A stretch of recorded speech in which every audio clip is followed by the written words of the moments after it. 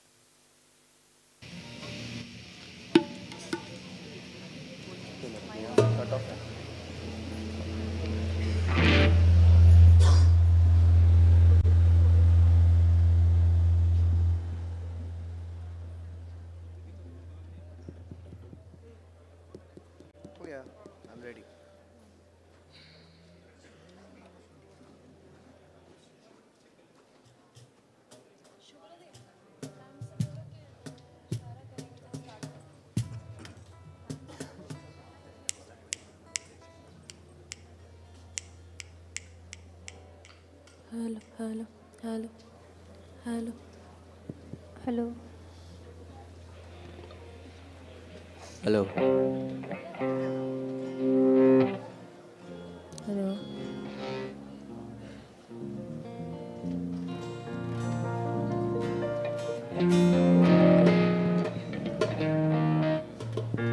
Hello, check. Hello.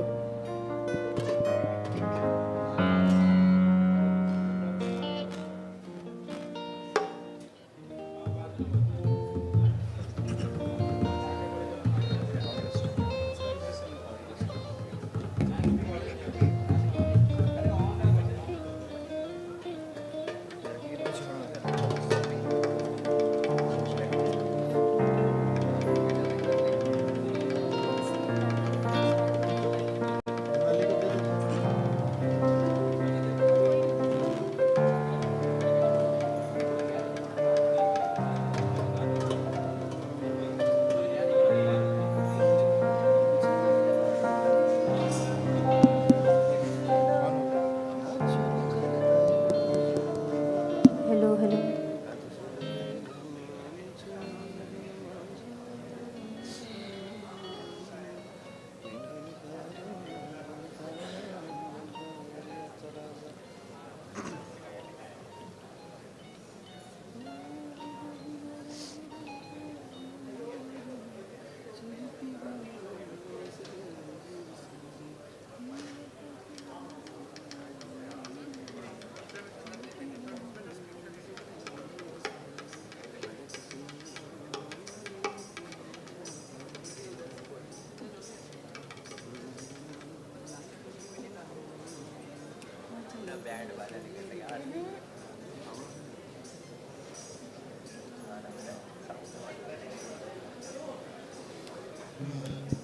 Hello, check.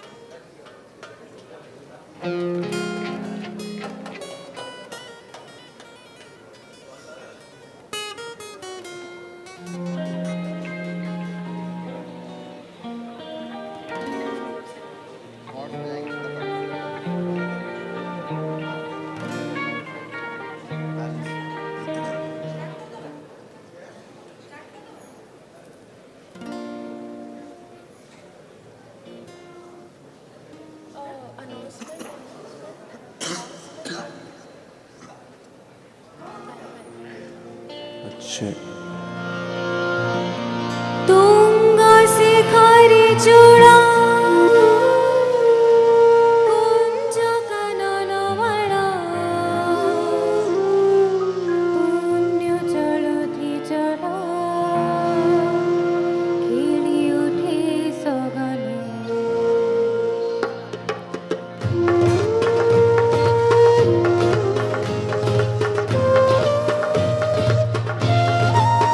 Tunga Shikhari चूड़ा कुंज कानन माला पुण्य जलधि जल खेली उठे सगले प्राची गगन शिरे भासी कनक नीरे आसत बनोए उत्कल भुवने तुंग शिखरी चूड़ा कुंज कानन माला पुण्य जलधि जल खेली उठे सगले আজি কি সারঙ্গ ছবি রাজে রুচির কিন জীবনে ভর ঘটি অন্তর কি গায়ে সম্পদ সিরি হৃদে হৃদে আসে পুরি কি পুলক ধর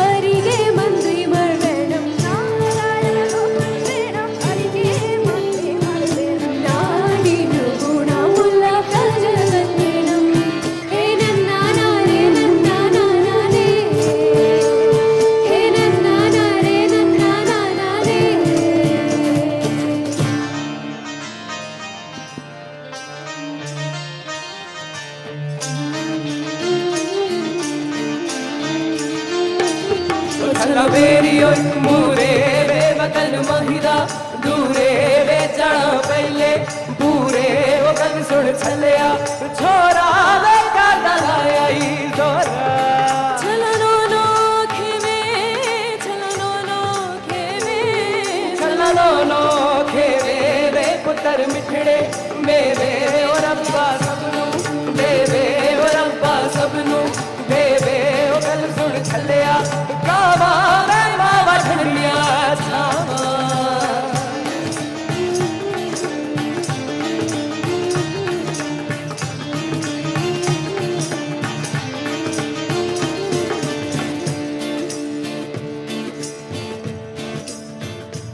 हो छल्ला कालिया मरचा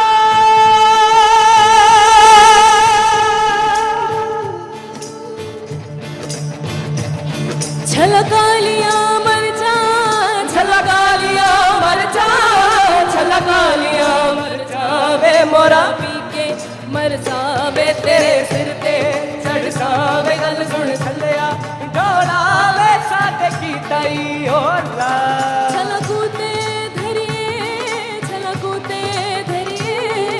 लखूटे धरिए वे गला मूटे करिए वो सच्चे रब तो डरिए वे गल सुन छलिया काला वे बाबा खाना योला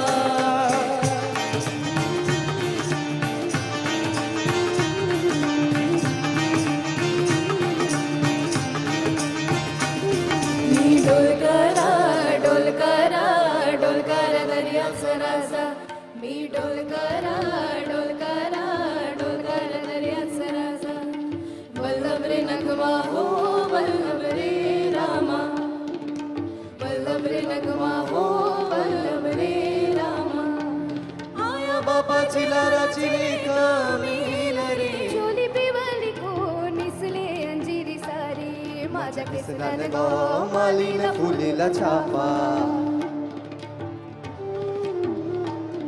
बस कर मैता वरा ना घेंदया थेपा नथ नाकान साजीर वाणी गला भारून सोन्याची मानी नथ नाकान साजीर वाणी गला भारून सोन्याची मानी गोलीवाराची गोरानी रथ फुलवेना नाचून करताय मजा रथ फुलवेला नाचून करताय मजा मी डोलकरा दरिया सराजा मी डोलकरा दरिया सराजा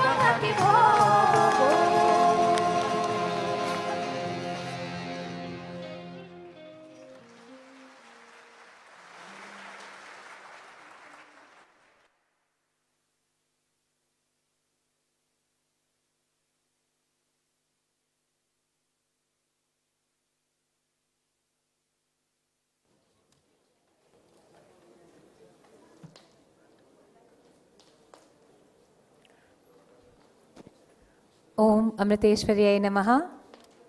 Thank you, team KIT, KISS, for that enthralling performance. I'm sure it got everyone grooving. We'll be moving forth. A very, very warm welcome to our dignitaries, experts, guests, and participants who have gathered here for the official Civil20 Working Group Summit, which brings together the 8 sub-themes of the Gender Equality and Disability Working Groups. We request our dignitaries to kindly join us on stage here. Ms. Fulrani Ramji, Dr. Achita Samanta ji,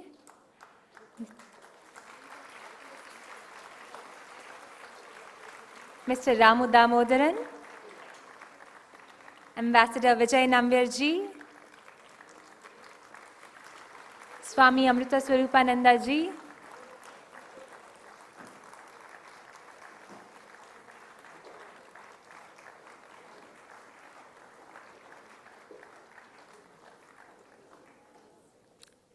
welcome, and Naila Chaudhary ji.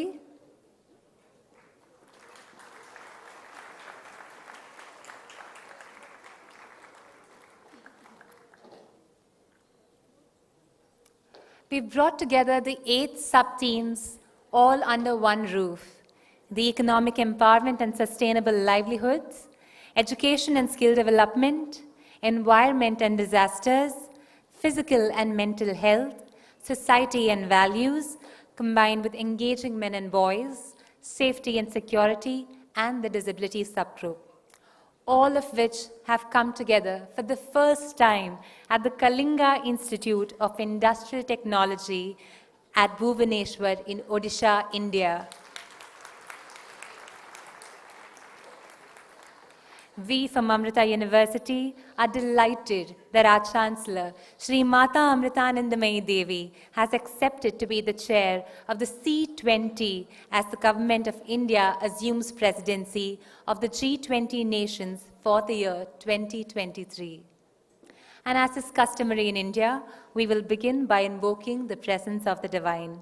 I request on stage Swamini Suvidha Amrita Prana ji, a Sanskrit scholar, Mat Adipati for the Mata Amritanandamayi Mat in Telangana and Andhra Pradesh, and one of Amma's senior most disciples for several decades, to kindly say the prayers. I also request our esteemed dignitaries to kindly join us as we come forth to lighting the lamp.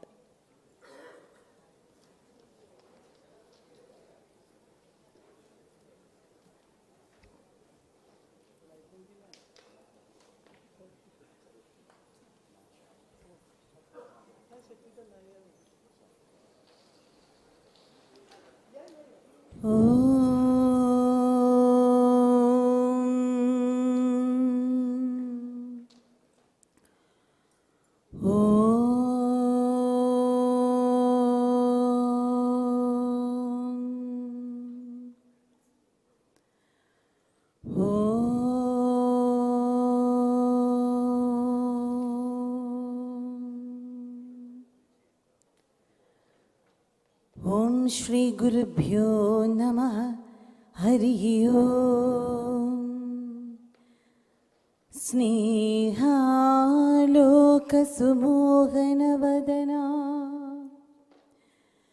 Karuna Dranat Nayanam Ramya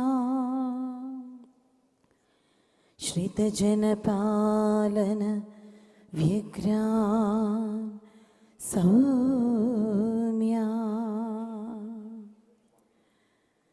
Amritanandamayi Pranamami Amritanandamayi Pranamami.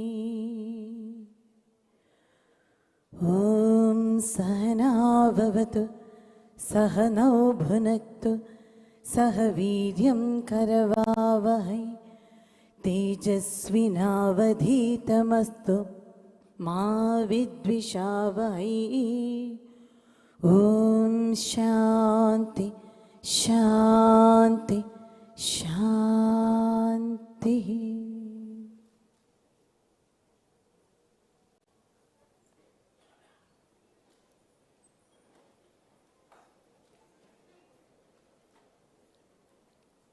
And now, to offer the welcome address, I invite the Indian coordinator of the Gender Equality and Disability Working Group, Dr. Bhavani Rao. Dr. Bhavani Rao is the Dean of the School of Social and Behavioral Sciences of Amrita Vishwa Vidyapeetham, a top-ranked university in India. She is also the director of 2 research centers, Amachi Labs and the Center for Women's Empowerment and Gender Equality. She has been appointed as India's only UNESCO chair in the gender equality since 2016. Since 2009, she has led many field and research projects funded by international and national institutions, including UN agencies and the Government of India. Her work focuses on empowering vulnerable communities, especially rural women, in different areas of their life, including skills for livelihoods, environmental stewardship, and physical and mental well-being. One of her passion areas is training in gender sensitization, where she has been leading initiatives in training one of the largest paramilitary forces in the world, the Central Reserve Police Force of India, and expanding this to university students, men and women in rural and urban India. Please, Dr. Bhavani.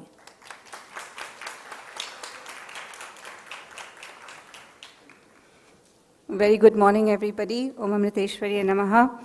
Thank you, Radhika. I would like to start very traditionally saying a very warm welcome, but considering the weather, I'll leave the word warm out. A very happy welcome to everybody who's over here to the coolest program that's happening probably anywhere in the world for the next few days.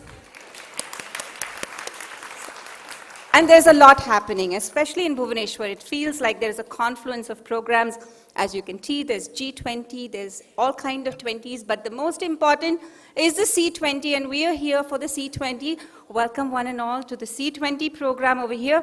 And it seems like there's this confluence of not just events, but also of mega personalities that are all here to attend the event, the C20 event, which will deliberate on the C20 gender equality and disability. It's a topic that's the cornerstone of the discussions, not just of the C20, but all the engagement groups and the Sherpa tracks within the G20. It's a very important topic. Thank you for joining us here today. We bring here at C20, we bring the voices of the people to the G20. And a very good friend of mine told me this morning that today is also Akshaya Tritiya, which means any good thing we start, good action that we start today will have permanency. So may the good work that we started today during this program have a long-lasting influence on the earth, not just the G20 countries, but all over the world. So the sessions that will fill the hours, both today and tomorrow, will be a synthesis of the work that has happened over many, many months. And these are months of discussions, research, and we thank you for your presence and your commitment to the cause, your efforts within your spheres of work for supporting a larger work towards the same values and goals. The C20 chair is Amma, Mata Amritanandamayi Devi, and what better inspiration can we have to guide our conversations? She is at the intersection of possibly every kind of defined vulnerability the woman could find herself, and yet she has risen above all these challenges, not just a light, but she's like a lighthouse. And she guides thousands across very dark and difficult situations to navigate. And I welcome her presence to fill our deliberations with the light of wisdom, the light of the wisdom of mothers, the wisdom of grandmothers, the wisdom of Mother Earth, and the wisdom of the universal motherhood. So I welcome Amma to our hearts and to our presence today in the program. Bringing her presence more tangibly to this program is Swami Amrita Swarupananda Puri. He is here as a representative of the C20 chair, Amma, and as the member of the Troika for the C20. Swami Amrita Swarupananda Puri is probably the senior most disciple of Amma, and his role may be described as the central pillar and the crossbeam within the Mata Amritanandamayi Math. Swami Amrita Swarupanandaji has also been instrumental in spreading Amma's teachings of love and compassion and selfless service across the globe. He has played a significant role in organizing and managing several charitable activities, including disaster relief efforts, healthcare initiatives, and educational programs. Incidentally, he is also the president of the Amrita University, which is one of India's top-ranked universities, which is also known to be, has the distinction of being ranked the 8th on SDG 8 in the world on gender equality and women's empowerment.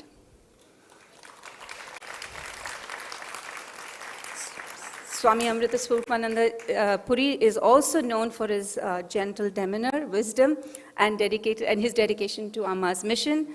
He gives talks, leads meditation sessions in several countries.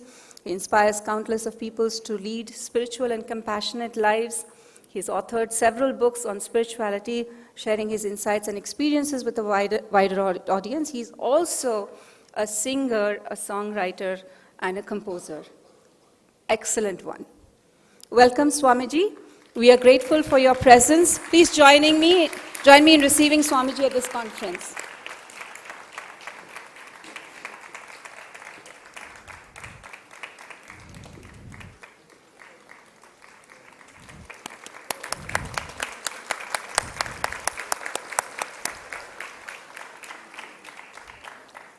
Next, it's a privilege to announce and introduce to a person whose generosity allowed us to assemble here in this beautiful place, Dr. Achyuta Samanta.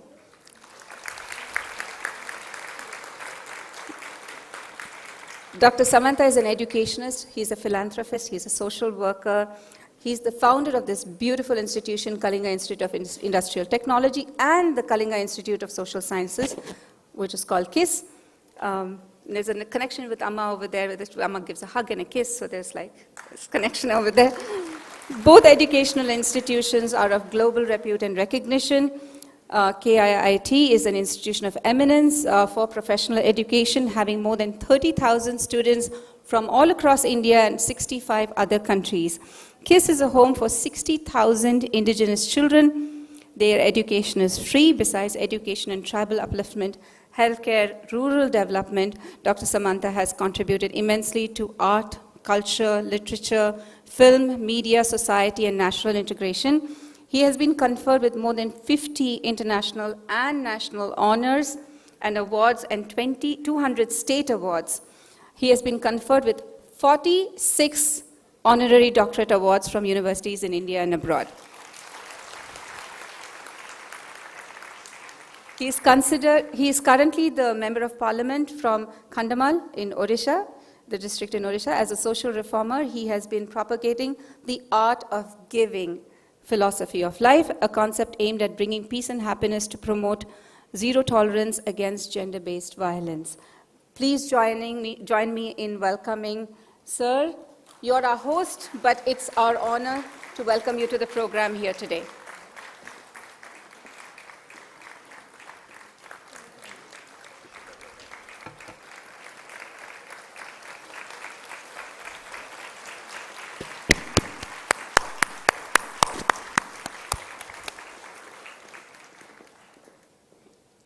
I would like to now welcome our Honorable Minister, Minister Kalpana Devi Kunjusha. She's not here, she was not able to make it, very last minute, but I know she would have loved to be here, but she was very kind to send her representative over here, and this is Dr. Fulrani Rampadarth. I'll give you a small introduction of both the Minister and the Permanent Secretary, if I may. Minister Shah is known for her commitment towards progressive policy making and her advocacy for women's rights. Her leadership has been instrumental in advancing gender equality and women empowerment within Mauritius, her country. She has championed initiatives to address gender-based violence, promote economic empowerment, and access to education and healthcare for women and girls. Minister Shah has also been recognized for her efforts to increase political representation of women and eliminate domestic violence and violence against women at the workplace. Through her work, she has demonstrated a deep understanding of the challenges faced by women and families and a strong commitment to addressing these challenges through innovative policies and effective practices.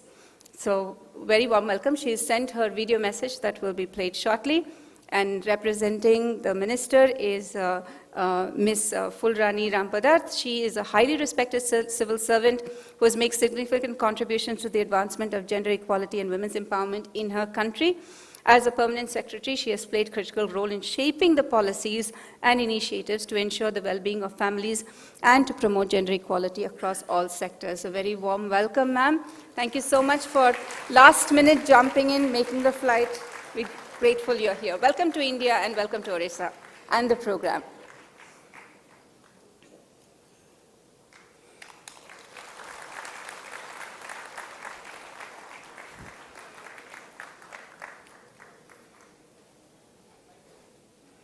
I would like to next introduce you to a legend in Indian diplomacy, someone who I would describe, and I've described once before, as a noble, gentle giant, Ambassador Vijay K. Nambiar. Ambassador Nambiar has served as a former special advisor to the UN Secretary General Ban Ki-moon. Prior to this, he was the Deputy National Security Advisor to the Government of India and the head of the National Security Council Secretariat. He also served as the ambassador to several countries in Asia and in the US. During the course of his professional career in the Foreign Service, he has also served in several numerous bilateral, multilateral appointments in Beijing, in Belgrade, and in New York. He was involved at the delegation level in numerous UN and non-aligned summit and ministerial conferences since 1979. And for those who do not know it, Ambassador Nambiar is also a polyglot. He speaks more language than my time limit on this program. Welcome, Nambiar, sir. Rumor has it that Nambiar, sir, is actually going to speak to us in Chinese, and the only translation will be in sign language on both screens. Joking.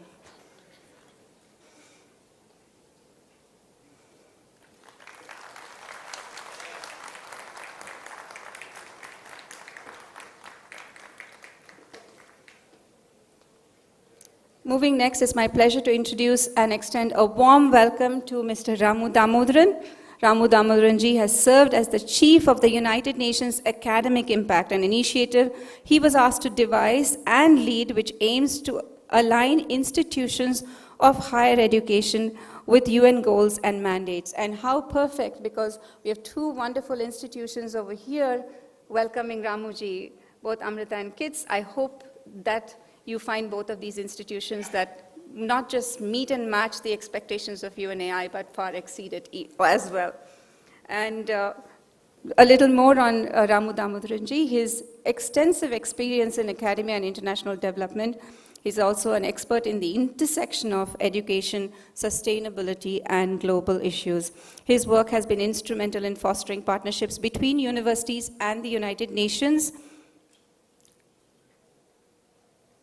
and to promote the power of education in achieving social change. Ramu Damodaran ji has been recently awarded the honorary degree of Doctor of International Affairs, honoris causa, by the J.F. Oberlin University, recognizing his commitments and contribution to global education and fostering the culture of peace. Very warm welcome, Ramu ji. Thank you for being with us here today. Yes,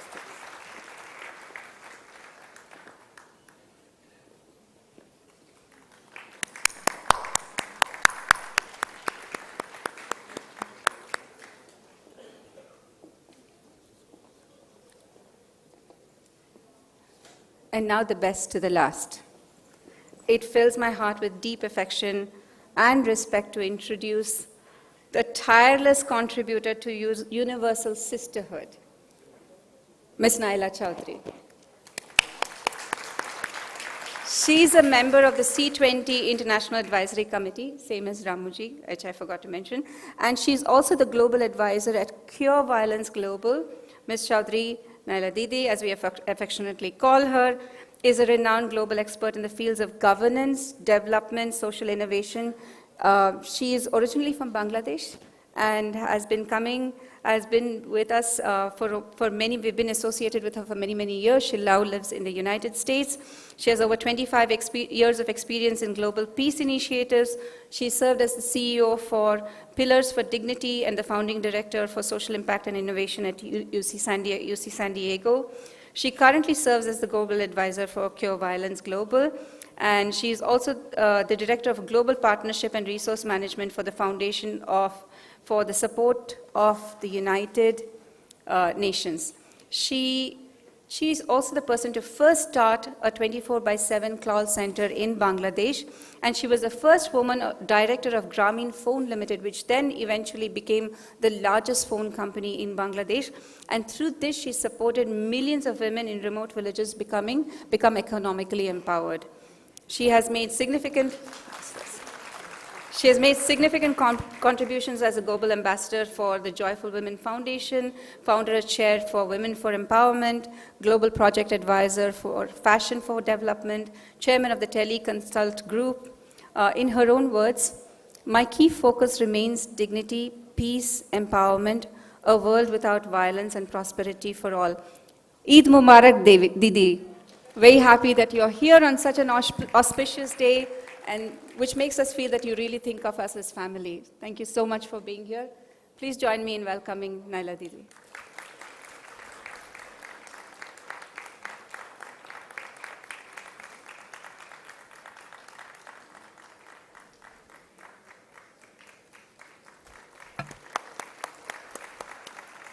I also welcome my co-coordinators, both national and international, Meg Jones, Nidhi Goel, who are sitting in the audience, to all our staunch supporters who are seated here in the front rows, the wonderfully dedicated, sincere CSOs who are all here today, because you believe in bringing voices together and in uniting efforts towards the greater cause. Just like the Swamini sang, Sahana Bhavatu, may we just take our efforts together in unison without any grief or conflict. Welcome from me, but joining me also in welcoming is this army of brilliant, sincere people who have incessantly worked to make this happen. So very warm welcome to everybody here in the audience. Welcome to the staff and students of the Kalinga institutions. You have welcomed us to your home. We welcome you to our hearts and to the conversations that we are having here today. We all know that the health of a nation, a community, and a family is good when the women of that unit come together as one. So women are the keepers of all the vulnerable populations while being vulnerable themselves. In working on women's empowerment and gender equality, we naturally bring the missing balance in the world. We realize and acknowledge that this is not making men of women, but in acknowledging, accepting, and cherishing, nourishing the strength of the feminine. Together, let us ensure that women all over the world, genders all over the world, have the awareness, access, opportunities in education, skills, health, work environments, to make sure that they're not vulnerable in social and political and cultural realms, to rejuvenate their relationship with the environment, leading to an equitable, harmonious world. With gender, I also include the same prayer for all people with disabilities as well. So this is our prayer, and this is hope that what the event on gender equality and disability will bring to you. Thank you so much. Very warm welcome to all of you. Thank you for taking the effort and taking the time to come and be here. Thank you.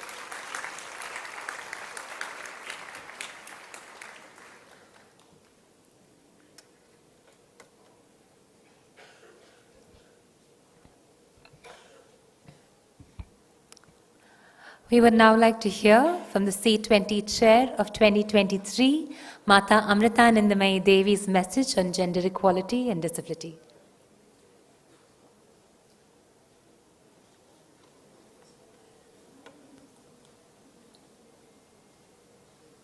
ഈ പ്രപഞ്ചത്തിലെ മറ്റ് ചരാചരങ്ങളും പഞ്ചഭൂതങ്ങളായ ഭൂമി, ജലം, അഗ്നി, വായു, ആകാശം എന്നിവയിൽ നിന്നും ഉടലെടുത്തതാണ്.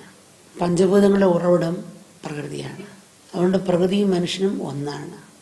ഈ സത്യം അനുഭവതലത്തിൽ അറിഞ്ഞതുകൊണ്ടാണ് ഋഷികൾ വസുദൈവ കുടുംബമെന്ന് ഉദ്ഘോഷിച്ചത്.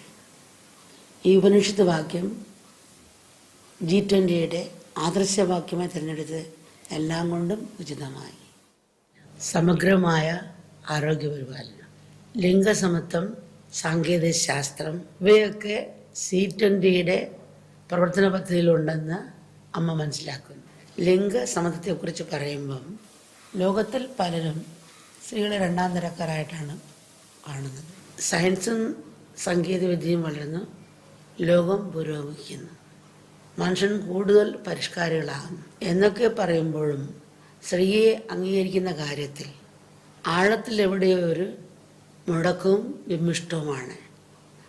ലോകമെമ്പാടുമുള്ള 15-നും 19-നും ഇടയ്ക്ക് പ്രായമുള്ള കുട്ടികളിൽ 4-ൽ ഒരാൾക്ക് വിദ്യാഭ്യാസവും ജോലിയും നിഷേധിക്കപ്പെടുന്നു. എന്നാൽ ആൺകുട്ടികളുടെ കാര്യത്തിൽ 10-ൽ ഒരാൾക്ക് മാത്രമാണ് ഈ സാഹചര്യമുള്ളത്. മറ്റൊരു പ്രധാന വിഷയം ദുർബല വിഭാഗത്തിൽപ്പെടുന്ന സ്ത്രീകളെയും കുട്ടികളെയും ശാക്തീകരിക്കുക എന്നുള്ളതാണ്. അവരെ കൈപിടിച്ചുയർത്തുന്നത് നമ്മളൊരു യജ്ഞമായി എടുക്കണം. അവരിൽ ഉറങ്ങിടക്കുന്ന കഴിവുകളെ അവരുടെ സ്വന്തം ഉന്നമനത്തിനും സമൂഹത്തിൻ്റെ വളർച്ചയ്ക്കും ഉപയോഗിക്കാതെ നഷ്ടമാക്കരുത്. ആശ്രമം തന്നെ എത്രയോ വർഷങ്ങൾക്ക് മുമ്പ് ഏതാണ്ട് 25 സ്റ്റേറ്റുകൾ 108 ഗ്രാമങ്ങളാണ് അമ്മ ആദ്യം എടുക്കാൻ പറഞ്ഞത്. അതിൽ ഓരോ സ്ഥലത്തും പഠിപ്പിക്കാൻ പോയ സമയത്ത് ചില ആണുങ്ങൾ ഗ്രാമത്തിലൂടെ ഞങ്ങളുടെ പെണ്ണുങ്ങൾ ജോലി എടുത്തുകൊണ്ട് ഞങ്ങൾക്ക് ജീവിക്കേണ്ട, പുറത്ത് ജോലിക്ക് വിടത്തില്ല. അവർ ജോലി എടുത്തവർക്ക് അഹങ്കാരം വരും. ഇങ്ങനെയാണ് എല്ലാ മക്കളുടെ പല അമ്മക്കളുടെ ഭൂരിപക്ഷം അമ്മക്കളുടെ ചിന്ത അങ്ങനെയാണ് കാണുന്നത്. അവർ നേരത്തെ കണ്ടത് വെച്ചാണ് അവർക്ക് ഈ ഒരു കണ്ടീഷൻ കിടക്കുന്നത്. അവർ തെറ്റായിട്ടമ്മ പറയുന്നില്ല. നമ്മൾ എന്ത് ചെയ്തു, അവരെ പുറത്തേക്ക് വിടുന്നില്ലെന്നല്ലേ പറ, അകത്ത് ചെയ്യുന്ന ജോലികൾ നമ്മൾ പഠിപ്പിച്ചു കൊടുത്തു. അപ്പോൾ അവർ ജോലി ചെയ്ത് തന്നെ പൈസ ഉണ്ടാക്കി. ചിലയിടത്ത് പിന്നെയും ഭയങ്കര കർശനമായിരുന്നു. ആയിരക്കണക്കിന് സംഭവങ്ങളുണ്ട് അങ്ങനെ നമ്മളവിടെ നിന്ന് പഠിച്ചിരിക്കുന്നവരുടെ. സ്ത്രീകളെ പിന്തള്ളുമ്പം മൊത്തം ജനസംഖ്യയുടെ 50% കർമ്മശേഷിയും സമൂഹത്തിനുള്ള സംഭാവനയാണ് ലോകത്തിന് നഷ്ടമാകുന്നത്. സ്ത്രീകൾ മുന്നോട്ട് വരുമ്പം പുരുഷന്മാർ മാറിക്കൊടുക്കുക, അഴിയൊരുക്കി കൊടുക്കുക. അവർ വൺവേ ആകരുത്, ഹൈവേ ആകണം. ഇപ്പോൾ സ്ത്രീകളും കൈക്ക് മസിൽ വയ്ക്കാൻ മത്സരിക്കാതെ ഇവിടെ ഹൃദയത്തിൽ സ്വയം തൻ്റെ ഹൃദയത്തിൽ മത്സരിക്കണം. അതിനെ സ്വീകരിക്കാനും ആത്മവിശ്വാസമിടാൻ മുന്നോട്ട് പോകാനും അവരൊരുങ്ങണം. അവരതിന് സാഹചര്യങ്ങൾ നമ്മൾ സൃഷ്ടിച്ചു കൊടുക്കണം. അല്ലെങ്കിൽ സമൂഹത്തിൽ വലിയൊരു നഷ്ടമായിരിക്കും. നമ്മൾ കോടിക്കണക്കിന് ജനങ്ങളെ കണ്ടിട്ടുണ്ട്. എന്നാലും നമ്മുടെ കോളേജിൽ പോലും കുഞ്ഞുങ്ങൾ ഡിഗ്രി എടുത്തു കഴിഞ്ഞാൽ കല്യാണം കഴിക്കണമെന്ന് അച്ഛനന്മാർ പാഠം വയ്ക്കും. പിന്നെ PhDക്ക് ആരെയും അനുവദിക്കുന്നില്ല. കാരണം അവർ പറയും PhD എടുത്താൽ ഇത്ര വയസ്സാകും, അപ്പോൾ കല്യാണം കഴിക്കാൻ ആൾ വരത്തില്ല എന്ന് പറഞ്ഞിട്ട് പിൻവലിക്കാൻ ശ്രമിക്കും. കുട്ടികൾ എന്നോട് പറയുമ്പോൾ എനിക്ക് PhD ചെയ്യാൻ ആഗ്രഹമുണ്ട്, ജോലിക്ക് പോകാനാണ് അച്ഛന്മാർ പറയുന്നത്. അപ്പം അമ്മ തന്നെ പറഞ്ഞത്, ജോലിക്ക് വിട്ടും ശമ്പളം കിട്ടണമെന്നല്ലേ, അതേ ശമ്പളം തന്നെ കുഞ്ഞിന് കൊടുക്കാം. നല്ല കഴിവുള്ള കുഞ്ഞുങ്ങളാണ്. അപ്പോൾ അമ്മ പെട്ടെന്ന് തന്നെ മടുത്തുനിന്ന് 100 പേർക്ക് PhDക്കുള്ള സ്കോളർഷിപ്പ് കൊടുത്തു. അവർക്ക് എത്ര ശമ്പളം പറഞ്ഞാൽ അതേ ശമ്പളം വെച്ചുള്ള സ്കോളർഷിപ്പ് കൊടുത്തു. അപ്പോൾ ഈ കുഞ്ഞുങ്ങൾ നല്ല ധാരാളം പേപ്പർ എഴുതുകയും നല്ല കഴിവുകൾ കൊണ്ടുവരാൻ സാധിച്ചവർക്ക്. അങ്ങനെ കുട്ടികളെല്ലാം PhD എടുക്കുകയും നല്ല കല്യാണം കിട്ടുകയും കല്യാണം കഴിക്കുകയും ചെയ്തു. അപ്പം നമ്മൾ ഭയന്നിരുന്ന് കുട്ടികളെ ഇങ്ങനെ അല്ലേ കല്യാണം കഴിക്കാൻ പറ്റത്തില്ല പറഞ്ഞിരുന്നാൽ എന്തെങ്കിലും അത് സാധിക്കുമോ? അപ്പോൾ നമ്മൾ സാഹചര്യം ഒപ്പിച്ച് കൊടുത്താൽ തീർച്ചയായിട്ടും അവർക്ക് അവരുടെ കഴിവിനെ പുറത്തു കൊണ്ടുവരാനും അത് സമൂഹത്തിന് ഗുണകരമാകുകയും ചെയ്യും. സ്ത്രീകളെയും അപരകളെയും ആദരിക്കുവാനും സഹായിക്കാനുമുള്ള അവബോധം ആൺകുട്ടികളിൽ ചെറുപ്പത്തിൽ തന്നെ വളർത്തിയെടുക്കുക. സ്നേഹത്തെ ആരാധനാമൂർത്തിയാക്കാൻ കുട്ടികളെ പരിശീലിപ്പിക്കുക.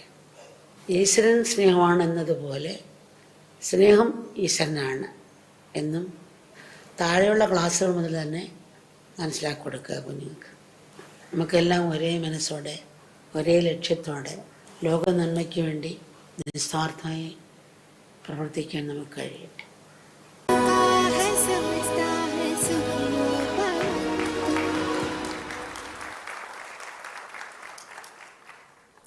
May Amma's words guide us as we embark on this momentous journey in drafting policy recommendations for the G20 leadership.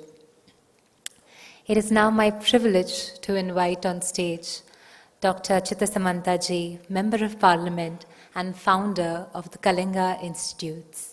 Sir.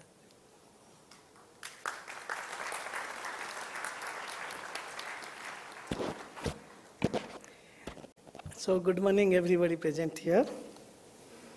At the outset, my charan sparsh pranam Mata Amritanandamayi Amma. And also on this inaugural session for 2 days program, C20, we have with us our Parama Pujya Swamiji, Amrita Swarupananda Puri on the dais. And also we have with us on virtual mode Honorable Miss Kalpana Devi Kunju Saha, and also on the dais a respected Phul Rani Rampadarth, Permanent Secretary. And also we have with us our respected Ambassador Vijay Nambiarji, C20 Sherpa. Also we have with us our respected Sri Ramu Damodaranji, first Chief UN Academic Impact International Advisory Committee C20. Also we have with us respected Ma'am Naila Chaudhary, Global Advisor Cure Violence Global and Chairpersons Women for Empowerment US present here. And also many distinguished dignitaries both from India and outside India present on the audience side. So my regards to all of you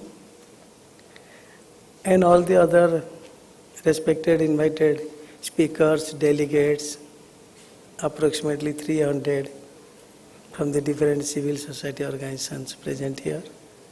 Our respected senior functionaries from both KIT and KIS universities also present here, and also my lovable KITians and KISians, those are present here, and also lovable student participants from the different school, college are also present here, and respected press persons both from electronic print media.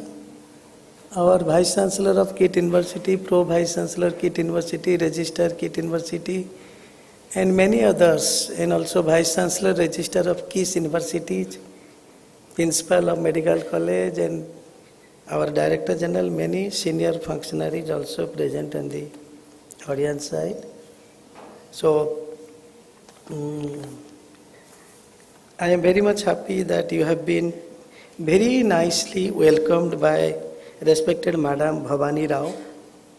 She has welcomed each and everyone on the dais and off the dais. But still, as a founder of KIT and KIS, of these two world-class beautiful institutions, I welcome you all to the Civil20 Gender Equality and Disability Working Group Summit commencing from today. This 2-day summit on one of the work streams of the engagement group of G20 is one of the most critical, relevant and important issue to be addressed. Once again at the outset, I would like to express my heartfelt gratitude to Mata Amritanandamayi Amma for selecting KIT and KIS to host this summit, as she is an epitome of love, compassion and social justice, and also the chair of this C20. Amma has always inspired us to strengthen our resolve to work at ground zero. And I had the opportunity to meet Amma at her place and got the blessings from her. So I extend my once again heartiest welcome and gratitude to Amma. Similarly, it's my great pleasure as a founder of KIT and KIS that we have with us Swami Amrit Swarupananda Ji, Parama Pujya Swami, and he is the Vice Chairman of Mata Amritanandamayi Math and President of the Amrita Vishwa Vidyapitham, deemed to be university, and also representative of the C20 chair, Sri Mata Amritanandamayi. So Swamiji, it's my great pleasure to welcome you once again. On behalf of the staff, students, management of KIT University and KIS University, on my behalf, I welcome you. I hope definitely it is your program. We are hosting it in Bhubaneswar. Definitely your stay and everything will be very comfortable and very memorable. Yeah. We have with us also on the dais. I am not taking much time. I have given very few minutes. So extend heartiest welcome to respected Madam Phulrani and also respected Mr. Vijay K. Nambiar, respected Sri Ramu Damodaranji, and respected Ma'am Naila Chaudhary. So on behalf of both the universities and on my behalf, I welcome you all. Thank you very much. With the invitation of Swamiji, you have all come to join this program.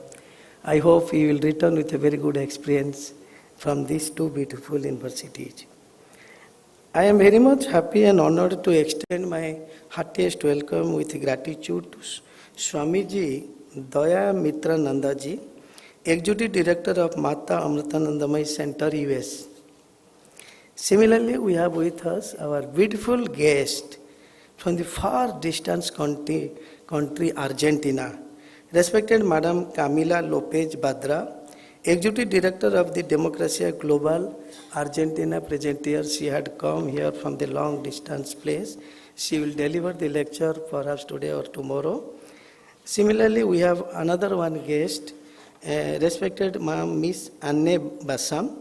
She is the Chair, International Task Force on Human Trafficking from the US. She will also deliver the lecture. Respected Ma'am Jones, Senior Expert Gender and Trade, present at the Deja, and also respected Ektrina, the Permanent Secretary of the World Summit of Nobel Peace Laureate, present here. Our own Odia Fellow, now with the Ma Amritananda Mai, respected Mr. Satyananda Misraji, IS, former Chief Information Commissioner of India, also present on the audience side. Respected Mr. Sarthak Das, Chief Executive Officer of the Asia Pacific Leaders Malaria Alliance. Respected Ma'am Nidhi Goel, Rising Flame India, and also many others, respected delegates and speakers, those are present on the audience side. It's my great pleasure also to welcome representatives from over 300 international and national CSO, delegates from various agencies of UN, representatives from the G20, C20, Government of India and allied sectors also, those who are present here physically and also virtual mode. So let us go to the heart of the matter. Gender equality and disability rights are critical issues and we need to work together to address them. To fully realize gender equality, we need to ensure that all women and girls have access to the same opportunity and rights. But we know that this is easier said than done. Gender discrimination is deeply ingrained in our societies. We need a holistic approach that addresses access to education, healthcare, employment, and other critical areas that affect vulnerable and marginalized groups. This means shifting gender relations, promoting women's leadership, and also engaging men and boys in the process of attaining gender equality. In this context, I would like to mention that these themes for the C20 is being hosted here in KIT and KIS premises, and this is the best place for your kind information to host this type of theme, that is gender equality and disability. You will be happy to know that we are having two great universities. KIT University is Kalinga Social Industrial Technology with 40,000 students from pan-India and 65 countries. 50% girls. Out of the total students, 50% belong to girls. We have 15,000 permanent staff, 5,000 temporary staffs in KIT, KSS, KIMS. You cannot believe 50% of the staffs belong to girls, women. Our president of this entire KIT KIS is the woman. She is a lady of 76 years old. Vice Chancellor of this KIT University is a woman. All important posts are with the women in the KIT and KIS. That's why KIT and KIS have been grown so beautifully, so nicely within 25 years only. Even chairperson of the international school, we are also having one very beautiful KIT international school. That is the only international school in eastern part of India having 3 affiliations, Government of India, CBSE, IGSE and also IB. She is also a woman.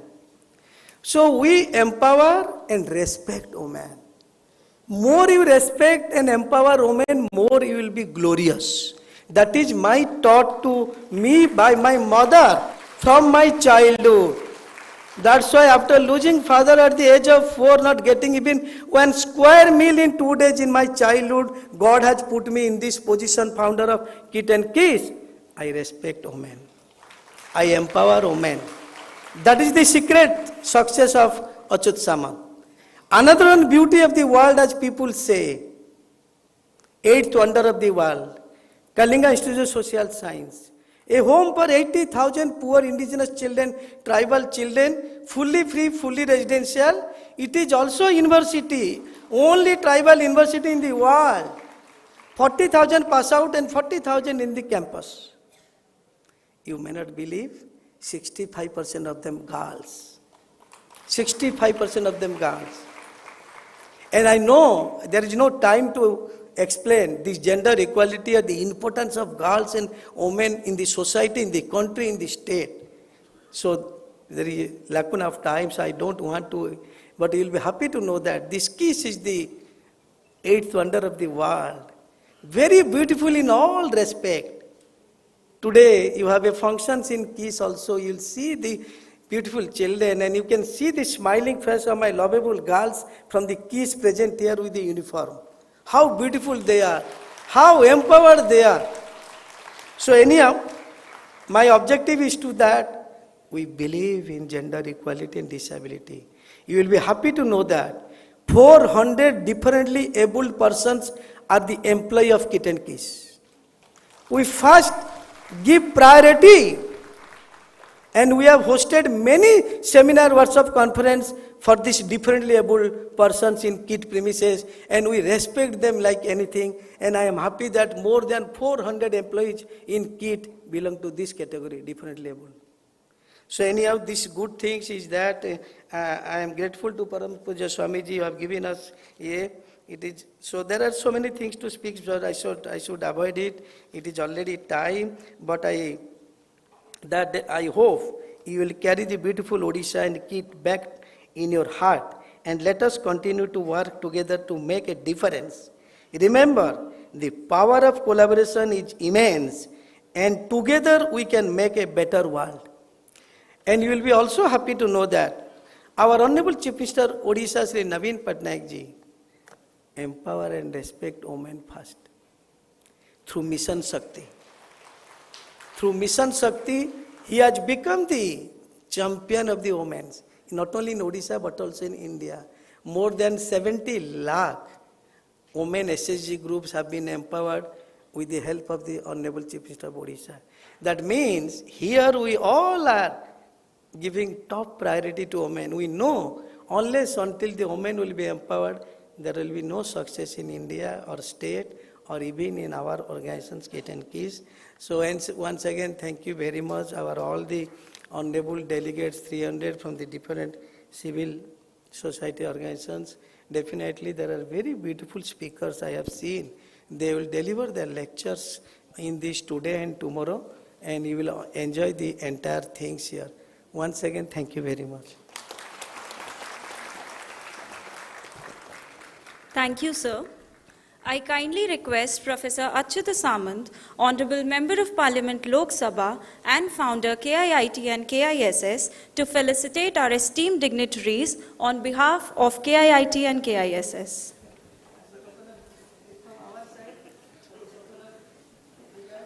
Swami Amrita Swarupanand Puri, Vice Chairman Mata Amritanandamayi Math, and President of Amrita Vishwa Vidyapeetham, deemed to be university, and representative of the C20 chair, Shri Mata Amritanandamayi.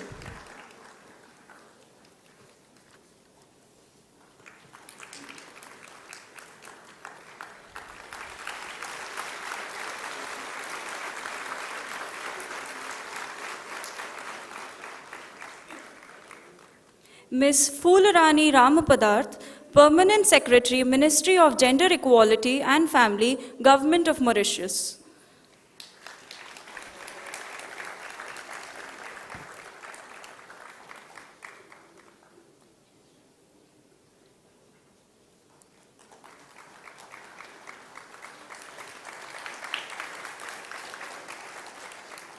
Ambassador Vijay K. Nambiar, Principal Coordinator, Sherpa, C20.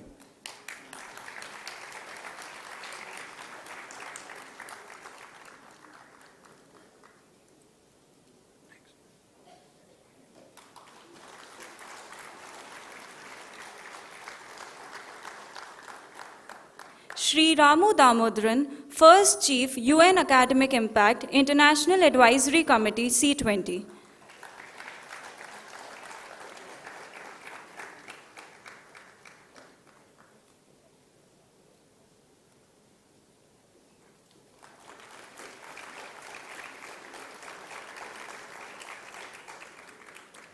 Ms. Naila Chaudhary, Global Advisor, Cure Violence Global, and Chairperson, Women for Empowerment, USA.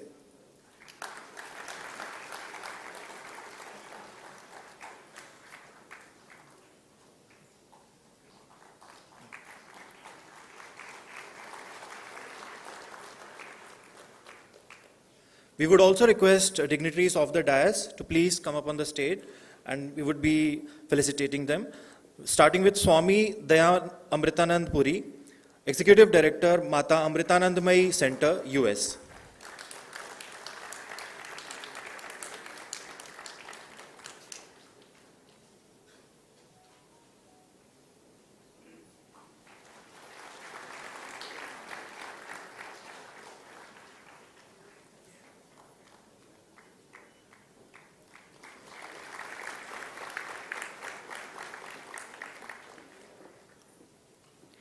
Ms. Camila Lopez Badra, Executive Director, Democracia Global, Argentina.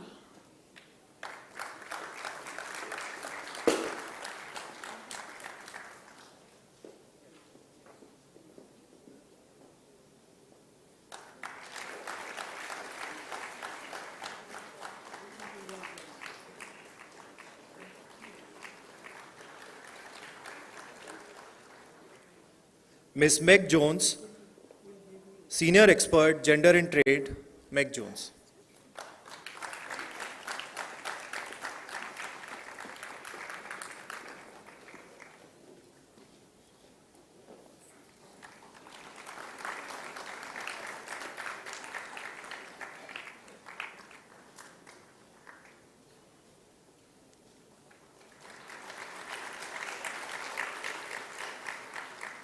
Mr. Satyanandra Mishra, former Chief Information Commissioner of India.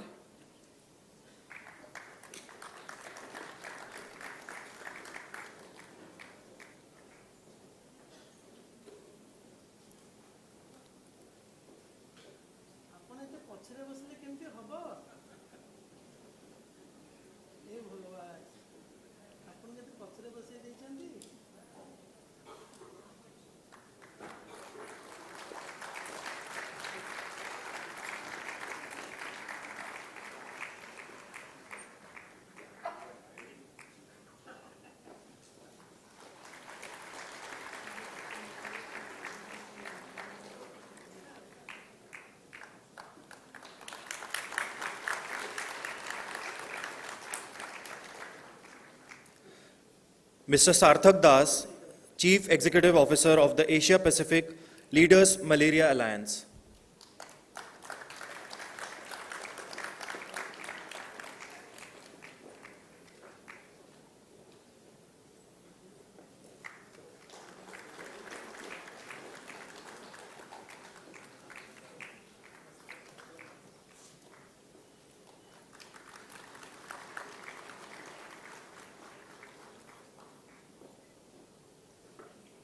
Ms. Nidhi Goyal, Rising Flame, India.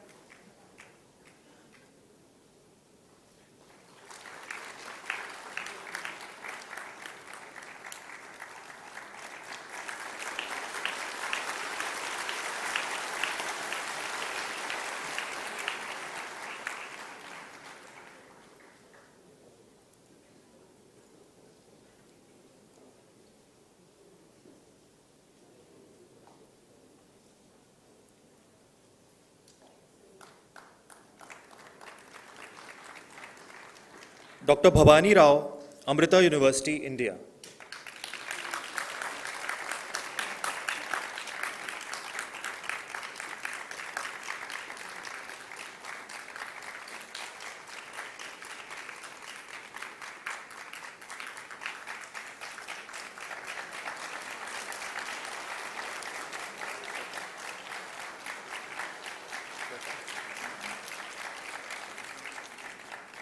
Thank you, sir.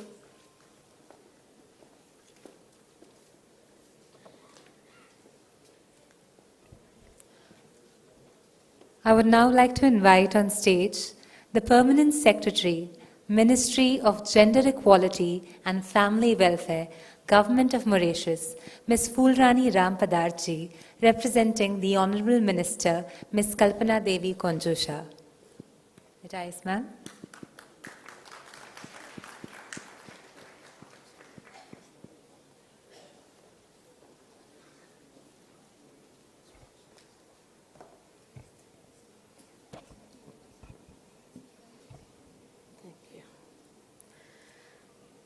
Shri Mata Amritanandmayi Devi, Amma C20 Chair, Professor Achyuta Samanta, Member of Parliament, Founder of the Kalinga Institution, Swami Amritaswaranapurnanda Puri, Representative of Amma, Ambassador Vijay Nambiar, C20 Sherpa, Mr. Ramu Damodaran, Member of the C20 International Advisory Committee, Ma'am Naila Chaudhary, Member of the C20 International Advisory Committee, and Global Advisor, Q Valence Global, Dr. Bhavani Rao, C20 Gender Equality and Disability Working Group Coordinator, distinguished guests, esteemed colleagues, ladies and gentlemen, a very good morning to you. I am extremely honored to be here today to represent the Republic of Mauritius and to participate in this summit on the subject of gender equality and disability, a subject that transcends borders and affects all of us.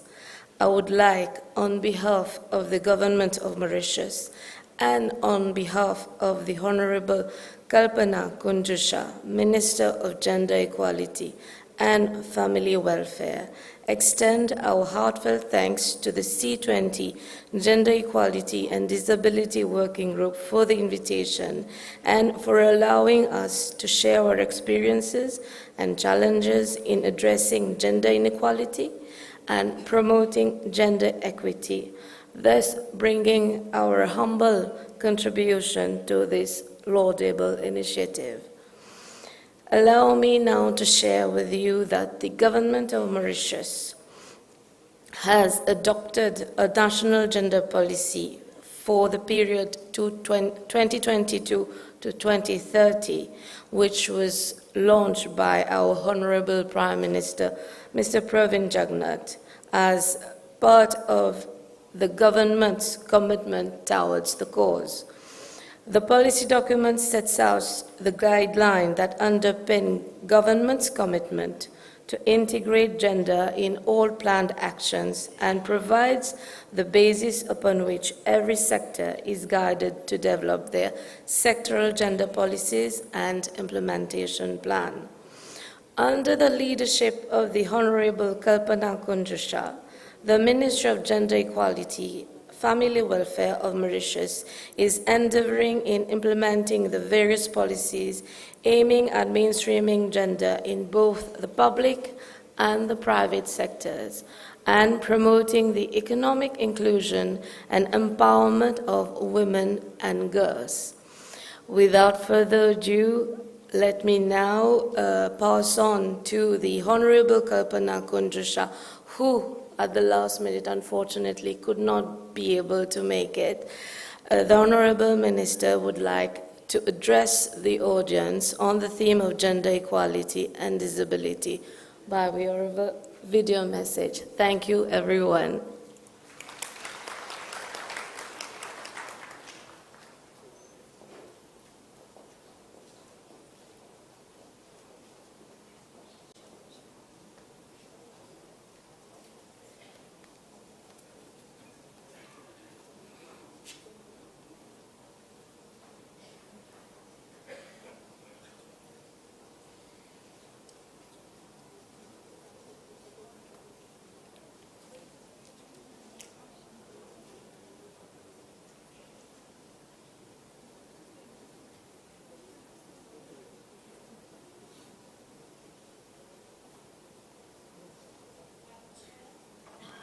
All participants, distinguished guests, very warm greetings from the Republic of Mauritius. Thank you for this tremendous opportunity to address this most highly esteemed audience on the very pertinent realities of disability and gender equality.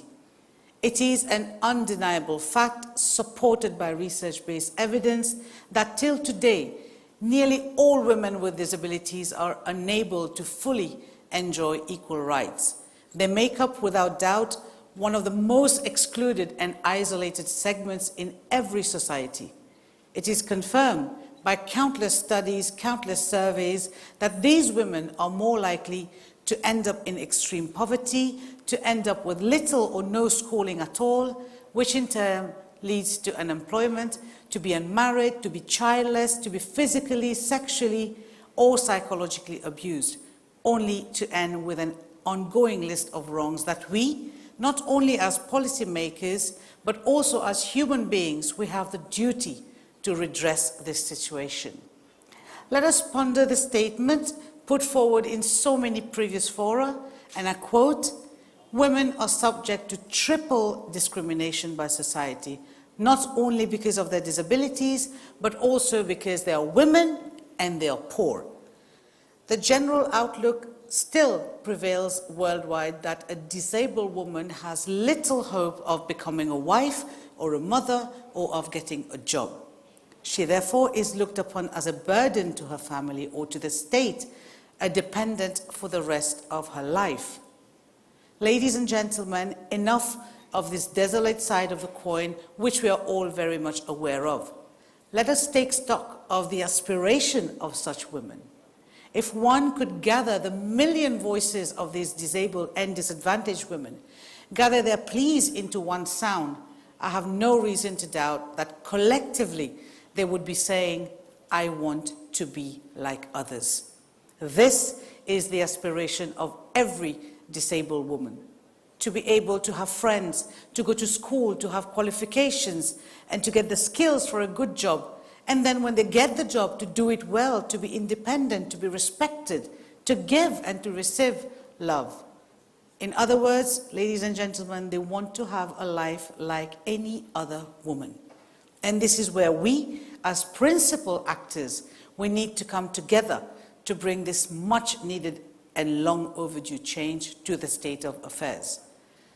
Ladies and gentlemen, the United Nations has been promoting the development of an inclusive global society, especially for disabled persons as agents of change and as beneficiaries of this change for the past decades, through the United Nations Convention on the Rights of Persons with Disabilities, which was adopted in 2006. As of today, 157 member states have ratified the CRPD, and Mauritius likewise happens to be one of the signatories to this convention. Mainstreaming the issues and plight of disabled persons into the process of development is crucial to attain the goal of leaving no one behind. As such, member states are expected to give due attention to full inclusion of disabled persons in their work towards achieving the Sustainable Development Goals 2030. The number of disabled persons is estimated to be beyond 1 billion, and that's approximately 1 out of every 7 persons in the world today. Moreover, many disabled persons live in extreme poverty. Therefore, the inclusion of disabled persons must take place in order to reach the set goals. However, inclusion at the national level is not going to be sufficient to achieve these goals. This concept must also be applied to multilateral organizations, and global decision-making processes needs to be implemented on multiple dimensions, be it global, regional, national, and local dimensions. The proclamation on the full participation and equality of people with disabilities in the Asian and Pacific region, which has been signed by 39 nations in the region, brings hope for a regional focus within this global perspective. During this conference, the Gender Equality and Disability Working Group intends to reinforce an approach to equality and development through an understanding that mutual respect and compassion to be at the very core of global governance for societies and the planet to flourish sustainably. Through this lens, ladies and gentlemen, the GED Working Group will deliberate on access to education, access to healthcare, financial and environmental resources, to decent work and infrastructure, decision-making, systemic issues such as discrimination based on gender or ability, gender-based violence, lack of representation, and economic disparities. Distinguished participants, allow me to share with you some of the progress made by the state of Mauritius in promoting gender equality with a specific focus on gender and disability. As you may know, disability and gender are intertwined, as both seek to promote the rights, opportunities, and uphold the dignity of individuals. Mauritius has made significant progress towards addressing the challenges faced by women and girls with disabilities. We recognize the need to support them in their pursuit of education and integration into the labor market, the need to empower them with the autonomy and confidence that they require to thrive in society. The Republic of Mauritius has signed and ratified different treaties to protect women's rights and prevent discrimination against women. Mauritius has domesticated most of the treaties, and legislations have been introduced or amended to give effect to these treaties. For instance, Mauritius has ratified and signed the UN Convention on the Rights of Persons with Disabilities. In terms of legislations, Mauritius has enacted the Special Education Needs Authority Act in 2018, which ensures that children with disabilities have access to the best educational opportunities suitable for their specific needs and to integrate mainstream education. The Ministry of Social Integration, Social Security, and National Solidarity is working on a draft disability bill. This landmark legislation will provide further protection to persons with disabilities. It's going to be encouraging access to tertiary education for students coming from low-income families and to students with disabilities, as well as the creation of a rehabilitation center to cater for disabled patients following accidents or surgeries, as well as setting up a mechanism for dealing with cases of abuse and violence on persons with disabilities. We are also in the process of drafting a gender equality bill that would enshrine a high-level strategy to tackle gender inequality in the legal landscape and make provisions for structures to implement gender mainstreaming so that we can strengthen ministerial responsibility and accountability processes. Ladies and gentlemen, in light of several policy issues that obviously has far-reaching implications, I am very sure you will appreciate that this is indeed a complex matter. So due to the complexity of the proposed provisions, the draft working document is being reviewed at the level of my ministry. Consultations to that effect are ongoing. Ladies and gentlemen, the government of the Republic of Mauritius adopted a national gender policy for the period 2022-2030, this year in March itself, and this policy provides the basis for integrating gender in all planned actions and sectoral gender policies. Subsequently, a national steering committee on gender mainstreaming, which was set up since 2010, is ensuring that every sector develop their own sectoral gender policies and implementation plan. In parallel, we have set up an interministerial gender technical working committee with specific gender focal points of all line ministries so that they can take stock of the actions that they are planning from a gender lens within their respective sectors.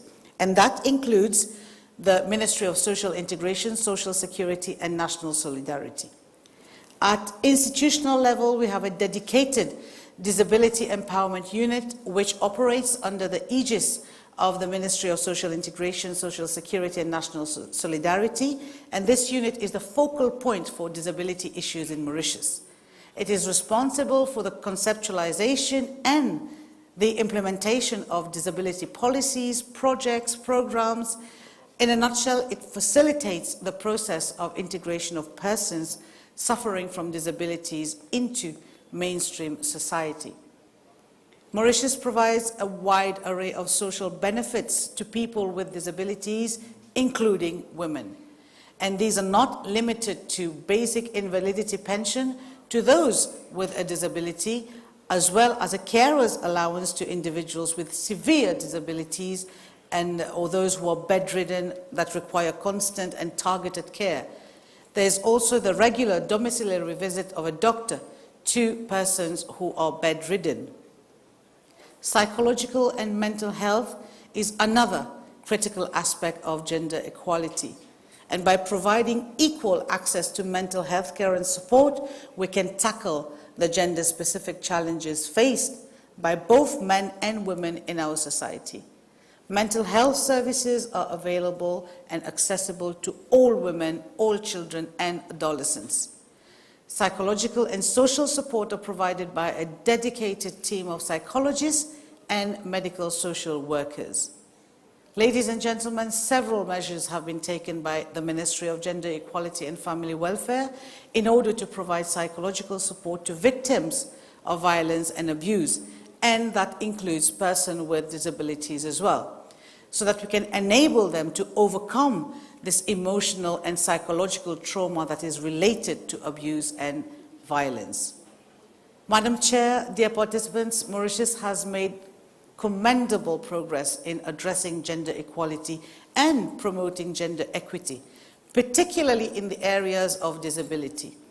Take it from psychological and mental health, economic empowerment, education, skill development, society, culture, engagement of men, boys as agents of change, safety, security, environment, climate change, and so on and so forth. However, having said that, there is still much to be done, and concerted efforts are required from both the government and civil society to ensure that substantive equality is realized in Mauritius.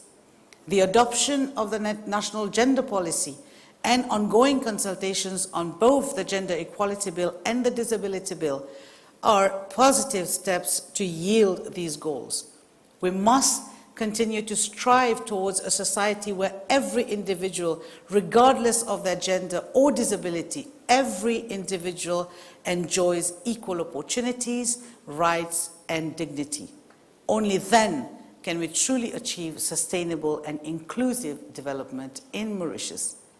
On this note, ladies and gentlemen, I humbly thank you for giving me the opportunity to intervene on the progress made by the state of Mauritius on gender and disability, and I wish you all very fruitful deliberations on such a vital theme for our future. Thank you very much.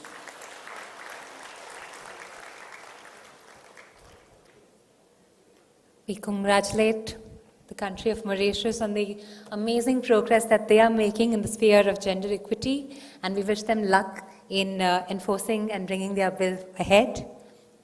We will now be playing a video by the C20 chair, Mata Amritanandamayi. The Indian ethos, Vasudhaiva Kutumbakam, one world, one family, underscores the inherent unity behind this seemingly diverse creation. It is the view that there is a common thread harmoniously binding all life. This ancient worldview is deeply ingrained in the Indian psyche. This outlook bears tremendous significance when it comes to sustainable development. Thus, it is rooted in that vision alone that the 2023 G20 and its official engagement group, the C20, are moving forward. For too long, the world has witnessed violent conflicts in the name of race, religion, and cultural and political differences. Civil society groups have to strive to rise above such divisive politics. They have to dialogue with a focus of remembering that the world indeed is one big family. The projects launched by the Mata Amritanandamayi Mutt have always been in response to the needs of the hour. For example, its environmental program, Amula Bharatam, focused on cleanliness campaigns and creating awareness of hygiene. Children were taught to carry handkerchiefs to stop spitting on the ground. It was really a decade later, during the days of the pandemic, that we saw the urgency of such programs. Amma's relief and rehabilitation projects in the wake of natural disasters have brought hope to the world, drying the tears of the affected when earthquakes, tsunamis, and other such tragedies have devastated lives. In such situations, Amma's response has always been swift, with various groups of devotees and volunteers completing reconstruction of homes in record time. Inspired by the loving help they received in their hours of need, many people who have benefited from Amma's outreach programs have gone on to volunteer to help others undergoing similar tragedies in the future. This is a proof of the power of love to bring seemingly disparate groups of people together. Amma's views on gender equality have challenged traditional and conservative concepts. She has revolutionized antiquated custom by which women have been alienated. She has paved the way for many women to learn Vedic chanting and to learn to perform religious rituals. These were things often previously reserved for men alone. Moreover, Amma has even inducted women as temple priests. In Amma's own words, in reality, God is neither male or female. But if we are forced to choose, then it makes more sense for God to be female, because he is contained in she. In Amma's view, men and women are not meant to compete with each other. Rather, they are to complement one another, like the two wings of a bird. Amma's worldview is founded in her love for all creation. It is not just about addressing gender's inequality, but about addressing all kinds of limitation and marginalization. Some people are denied the opportunity to lead a dignified life due to mental, physical, and genetic disabilities. With this in mind, Amma has devised and implemented many programs for their welfare and rehabilitation. Helping the powerless and helpless is always in the center of Amma's heart. Amma has built an empire of love. She reaches out to all sections of people across the world, embracing the underprivileged and marginalized. She has successfully implemented innumerable social upliftment programs all over the world. Amma has introduced financial assistance programs to supplement the income of impoverished people. She has started drives to provide fresh drinking water, skill training projects, programs to generate employment, started self-help groups to financially support women's groups. welfare projects for socially backward communities, education schemes, programs to preserve the culture of indigenous populations, orphanages, old age homes, care homes, hospital networks, women empowerment programs, initiatives to ensure the rights of transgender communities. The list goes on. It is Amma's view that it is not enough to give a voice to the voiceless. We also have to listen to them. We have to implement projects that will improve their quality of life. Amma's compassion for marginalized sections of society have made it possible to execute this large spectrum of welfare and aid projects. The institutions created by Amma stand as a testimony to her love, compassion, and selflessness.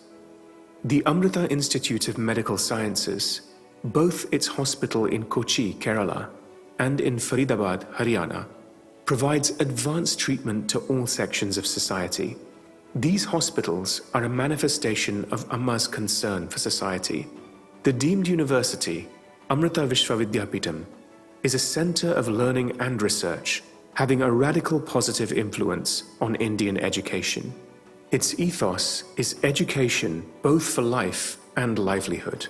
Amma wants each of us to shine in the light of knowledge and help each other to shine therein as well. Amma has addressed many international summits aimed at world peace. Her words enlighten these global meetings. Her love unifies diverse and scattered people across the world. She is striving to usher in a world of harmony, security, and progress. She is catalyzing a sea of change in the world, from a state of estrangement and alienation to one of binding oneness. Let there be love, peace, happiness, and harmony. May our thoughts, words, and actions contribute to the happiness and freedom of all beings. This is Amma's prayer.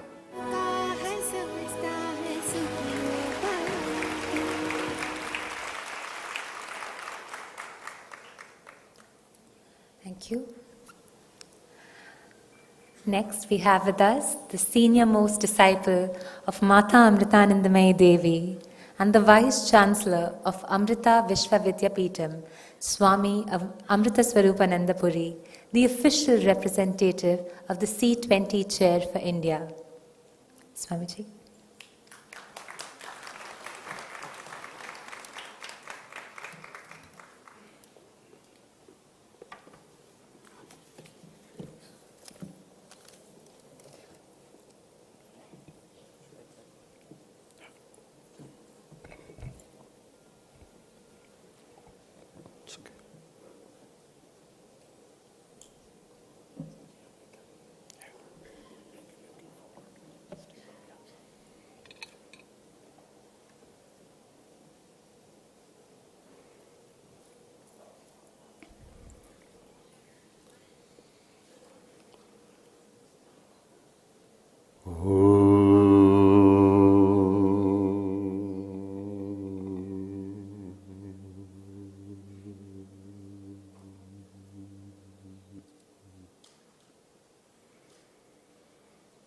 Om Premamritanandamayi Nityam Namo Namaha. Om Premamritanandamayi Nityam Namo Namaha. Om Premamritanandamayi Nityam Namo Namaha. I humbly bow down at Amma's sacred lotus feet. My namaskarams and loving greetings to Dr. Achyut Samanda, Ambassador Vijay Nambiarji, Ambassador Ramu Damodaranji, Miss Fulrani from Mauritius. I have to be very careful while pronouncing her name.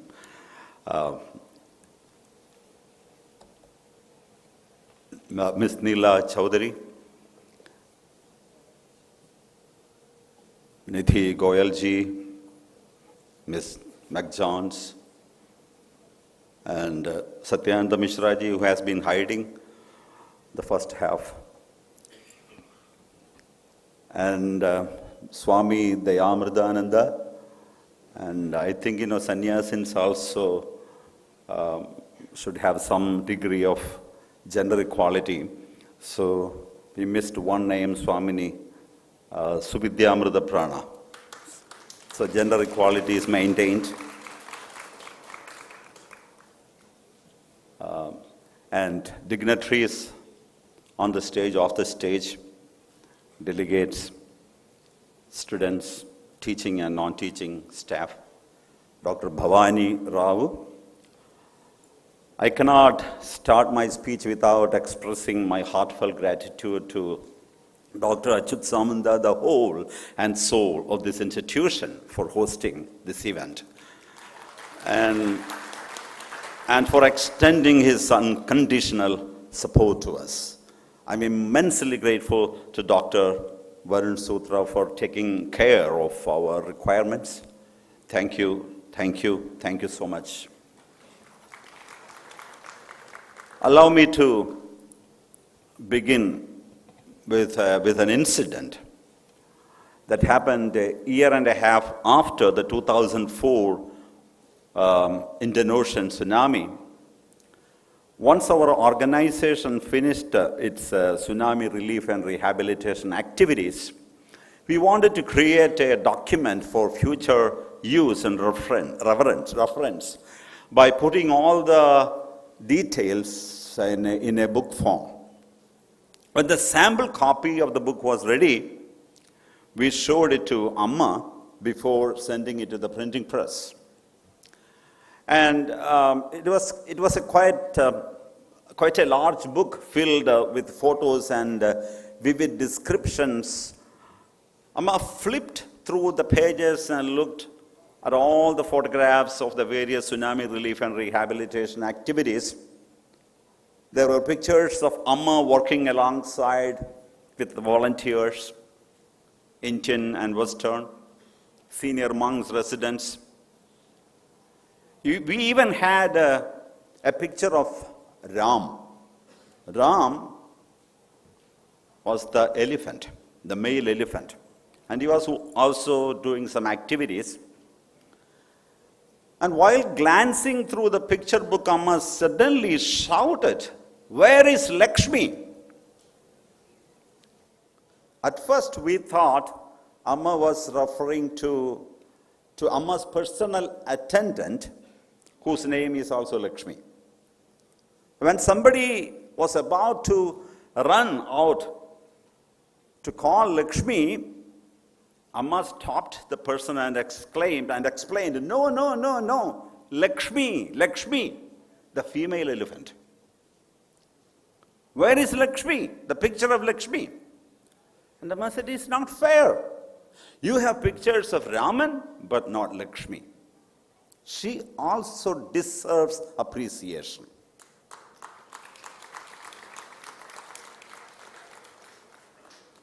So we had a female elephant also. Her name was Lakshmi. So Amma was referring to that Lakshmi. So this is an example of real fairness, not just for human beings, but also for all creatures, and also extends to non-sentient beings as well. So this incident clearly depicts the concept of gender equality. It is not just human beings. I must say that without accepting, understanding, and recognizing women as equals, freedom, happiness, harmony, coexistence, and self-unfoldment, followed by real development, at least to some degree, because as long as we are in this world, everything is relative. There is no perfection. There is no 100%. So at least to some degree will remain a far cry. That's whatever I could learn by people and situations while traveling with her for the last 44 years. Even though the world has become relatively pro-women, there is still a lot to change. And in many countries and cultures, there is an urgent need for women to be liberated from the intellectual and psychological clutches of men and society. So this liberation not only frees women, it is not freedom for women, but men as well. So men, including myself, must be compassionate and unchain women from the shackles of the past. And women will automatically become empowered if that happens. But women too will have to heighten their consciousness to come out of the psychological conditioning that society has forced on them. Of course, men have their own strengths and potential, but women own greater powers. Women in general have better health, greater resistance to diseases, longer lifespan. They have lower suicide rates and lesser cases of depression and mental illnesses. Women have more patience, love, and forbearance. And that's why God did not give the privilege, the rare gift of pregnancy to men. And on top of everything, men are born out of woman. As Amma said in her message, she carried him, nurtured and nourished him, and completely enveloped him for 40 weeks, 280 days, 9 months and 7 days. So when all these qualities are put together, men have nothing much to claim. It is natural for a weak person to put up a show of courage, power, and authority, right? Maybe that's what men are doing. Maybe to cover up this feeling of inferiority, men have built an air of pride and dominance around them, including myself. I'm not excluding me. I'm neither trying to belittle men, nor am I trying to overstate women's qualities. As Amma says, men and women are like the two wings of a bird. And what does that mean? Unless men and women work in harmony, like the two wings of a bird, as a single unit, all our efforts to create balance will only be futile.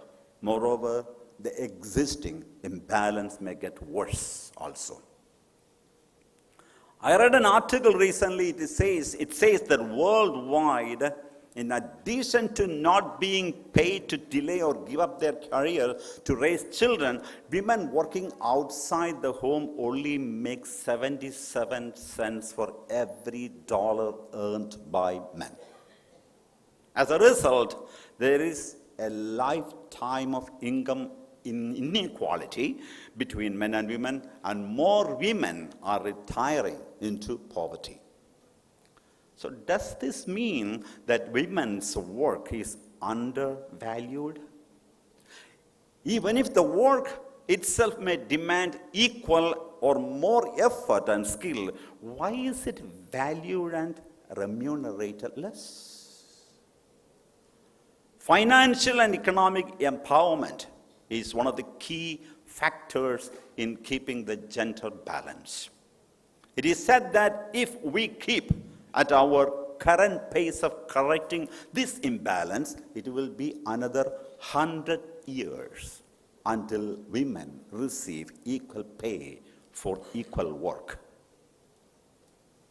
However, I should mention that one small step forward, the BCCI, the Board of Control of the Cricket in India, decided to end pay discrimination for men and women cricketers. And this happened last year, I think. I would like to add that when we speak of gender equality, we are in fact talking about justice and fairness, about treating people, both men and women, with respect, dignity, and love. The thing is, inequality is an integral part of creation. We cannot deny that fact. Not only among humans, but in every other species in creation, including the plant and animal kingdom, males and females exist. And their dharmas are different.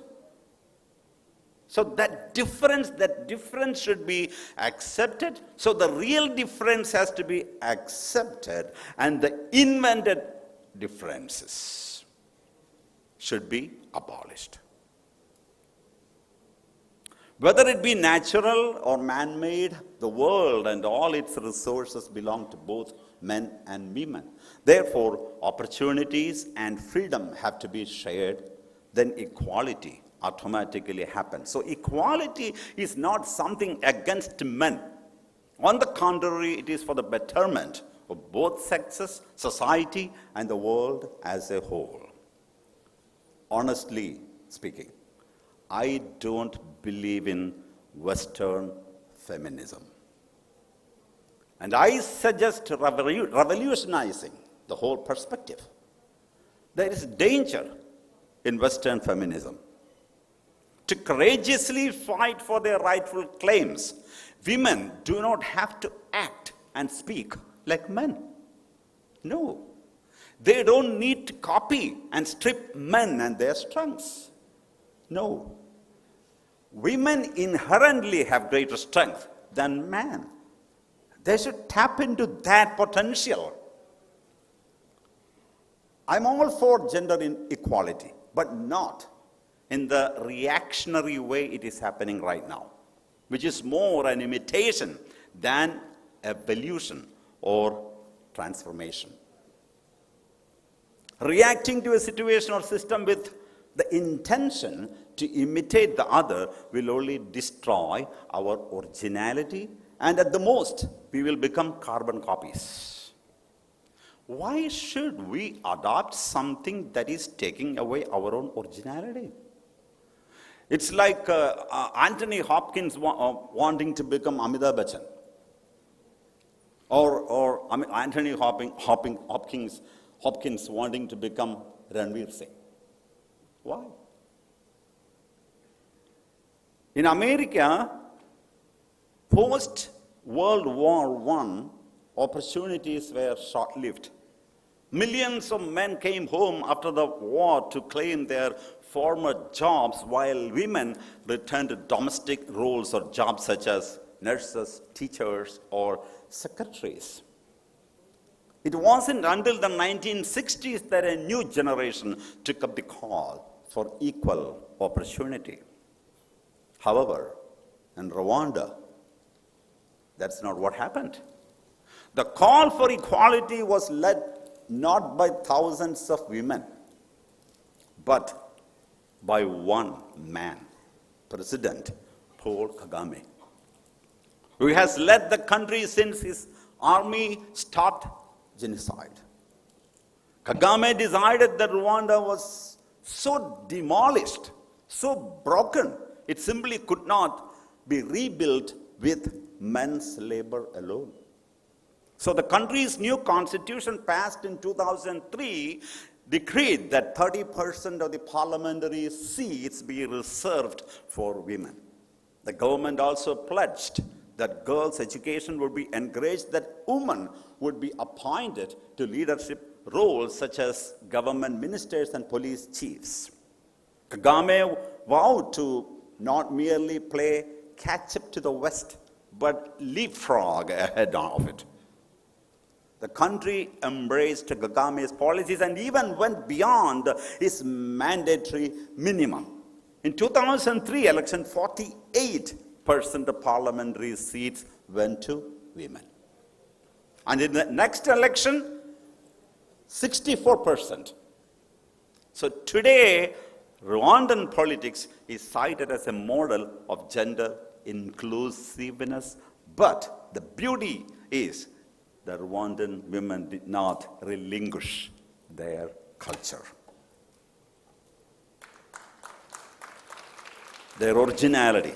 So when we compare the historical evolution of the international profiles of the two subject areas, gender equality and disability, it becomes evident that the topic of gender equality has acquired much greater visibility than of disability inclusion.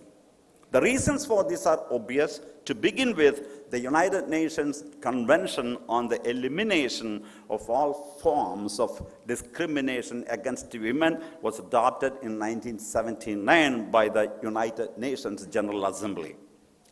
Described as an international bill of rights for women, it entered into force on 3rd September 1981 and has been ratified by 189 states. From the early to mid-80s, the Nordic countries, that is Denmark, Finland, Ireland, Norway, and Sweden, began championing the cause of gender equality at the United Nations and other international forums. Subsequently, they were joined by the United States and other Western countries, followed by developing countries. Disability inclusion, on the other hand, appears to have been a latecomer in comparison. The Convention on the Rights of Persons with Disabilities was adopted on 13 December 2006 at the United Nations headquarters in New York and was opened for signature on 30 March 2007. The convention entered into force on 3rd May 2008 and has been ratified by 104 states. Until then, efforts had been more sporadic. Historically speaking, persons with disabilities have come to be looked upon as those deserving sympathy and kindness rather than persons with rights to be treated as equals. Full and barrier-free accessibility and disability inclusion are not merely about visible disabilities, but also about invisible disabilities, including those resulting from aging and temporary disabilities arising from accidents, pregnancy, or any other incapacitation. They are not about charity or sympathy, but about dignity, self-worth, and respect. No meaningful, sustainable development is possible if we continue to exclude, ignore, or marginalize 15% of our population. Until accessibility is recognized as an enforceable right, we will not have an inclusive society.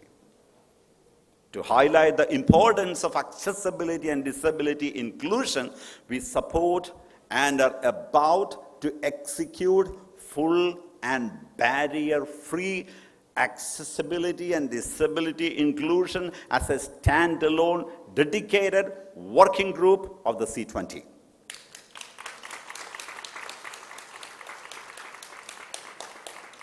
I sincerely hope that India's G20 presidency will consider implementing this change, which indeed would be a great service to that section of society and would be a great service to humanity as a whole.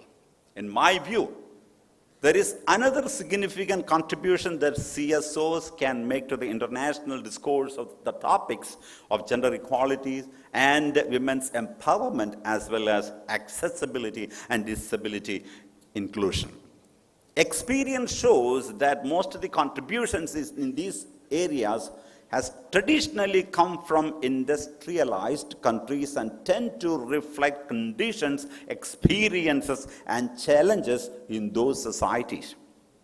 They do not always necessarily incorporate or address conditions and culture that exist in developing countries and the specific challenges that they face, especially in accessing, adapting, and utilizing rapid technological advances made in recent years.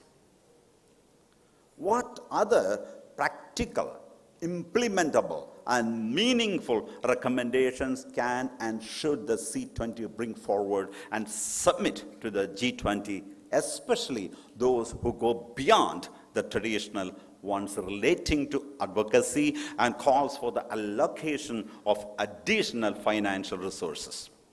May this meeting clarify these questions.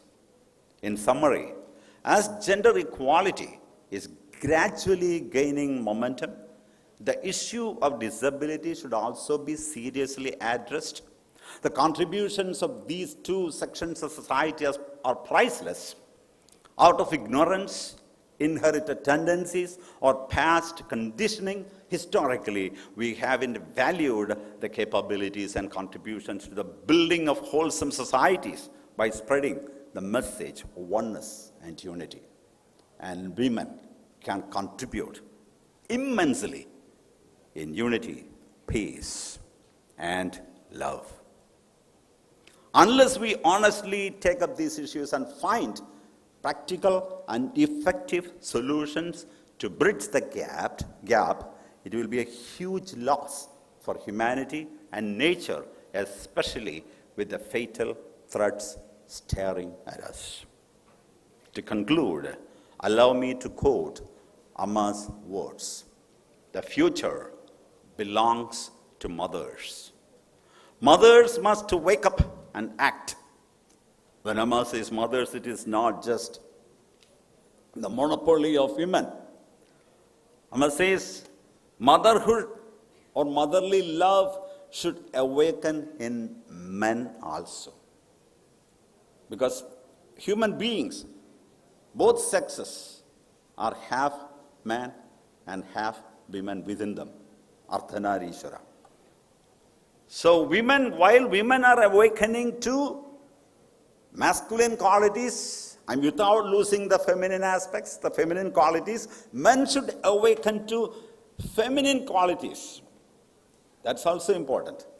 So mothers must wake up and act. Amma says the purity and love of motherhood should be allowed to guide humanity. And when women march forward with awakened spirits, men should not only pave the way for them to come to the forefront, but also move away without blocking their path. Similarly, Amma says disabled or differently abled people are not incapable, as some people believe. They are just like us in so many ways, but they are different. And they have the innate power to transcend the so-called handicap and rise above and contribute to all areas of life, like others, perhaps more so.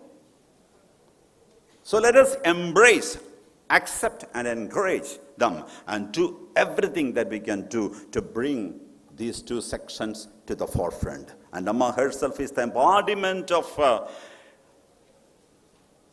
transcending all weaknesses, all limitations, all barriers. You name any barrier, Amma had it. She was not educated.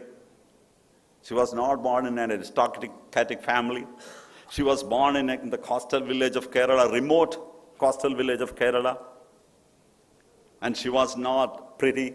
I mean, of course, maybe the prettiest because she is love-embodied, the most beautiful, but from worldly point of view. She was not financially sound. Name any barrier. And that person rose above all limitations, all weaknesses.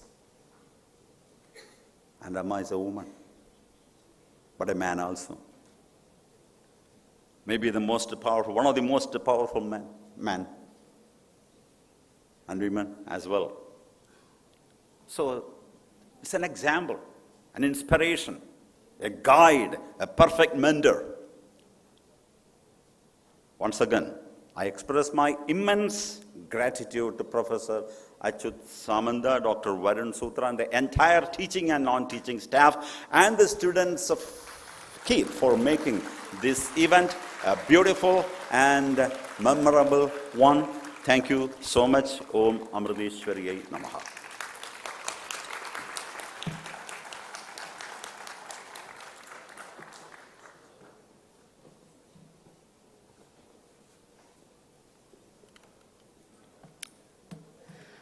Vice Chairman of Mata Amritananda Mutt and President of Amrita Vishwa Vidyapeetham, Swami Amrita Swarupananda Puri. Thank you so much for reminding us and giving us this fresh take on gender equality. Thank you, Swamiji. Coming up next, we have Mr. Vijay Nambiar ji, our Sherpa for C20 2023.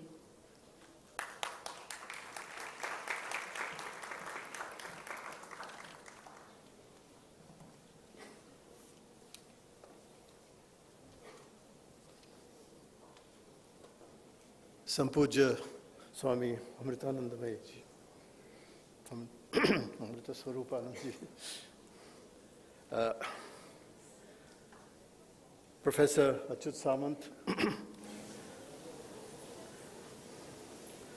Ms. Pulani ji, Rabu Damajan ji, Naila ji, not to forget the other members of the IAC and Steering Committee, Nidhi ji, Sarthak ji, Bhavani ji, and Meg Jones ji, if I might. Ladies and gentlemen, it's such a big honor for me to be here today in this beautiful city on this beautiful morning. For the school occasion, as Bhavani ji said, it's getting warmer, of course. Which represents the Working Group Summit on promoting gender equality and protection of people with disabilities. For Amma, as chair of the C20, the ideal vision of civil society, as Swamiji has so eloquently mentioned, is one where the individual and family, society and the state all work in unison, each to supplement the other in pursuit of an overall harmony. In her world, there is no ambiguity on the fundamental principle of gender equality as a basic human right and essential for a peaceful and prosperous as well as sustainable world. At various forums, India has strongly advocated women's empowerment across all spheres. As the Working Group on Gender Equality and Disability has reflected on the major issues before it, it has so far convened more than 26 meetings, consultations, workshops, and policy dialogues to draw attention to the various aspects of this important theme. On the one hand, you have underlined the need to raise your voice against the systematic denial of dignity to women seen in the various forms of domestic violence and gender-based harassment that are not only endemic, but have increased drastically across the globe during the period of the COVID-19 pandemic. On the other hand, you have also emphasized the urgency for stronger advocacy for better access to education, livelihoods, basic resources, and financial incentives. Gender discrimination in the workplace, covering recruitment and promotion, and the issue of gender leadership at all levels of decision-making in political, economic, and public life.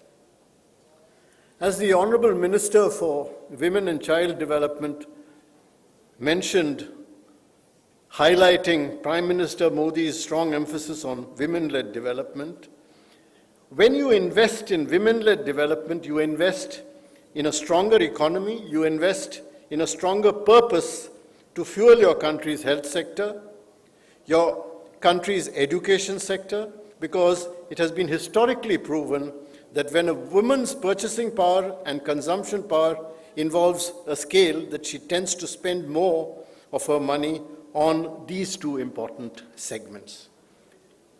Yet, though successive summits of the G20 have been promoting the goal of reducing inequalities and increasing inclusivity, gender equality, and protecting people with disabilities as major themes, why is it that the progress we see on the ground is still so limited and tardy? Why is it that the agenda finds listless mention and requires continuous repetition for it to be heard and acknowledged? Why are we forced to constantly identify new pathways to nurture inclusion and fresh levers to break down stereotypes and recreate perspectives to confront and overcome the so-called received wisdom and prejudices of the past. Meg Jones explained graphically in her presentation at the Inception Conference, we have heard all the right statements made by each about being the light. But the fact is, as she said, there is still need for somebody to flip that switch somewhere. That has not happened. We need to continue to move steadily ahead with what she calls awareness, courage, and tenacity, ACT. We are at the midpoint of the SDGs, and all indications are that the world is severely off track in achieving the gender equality-related growth and targets.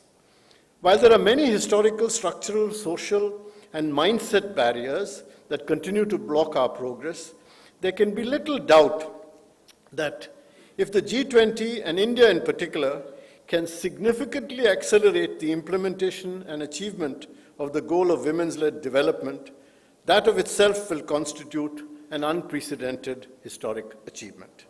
We will need to build on the steps taken by the previous summits and launch transformative initiatives to ensure greater financial inclusion, digital empowerment, as well as the green economic participation to benefit women and people with disabilities. Bringing about greater understanding of the shifting traditional gender norms will require the collaboration and contribution of everyone in society. Let me recall here one of our early workshops of the GED in Srinagar, where you explored how men and boys can be strategically engaged to contribute to gender inclusion in policy and practice.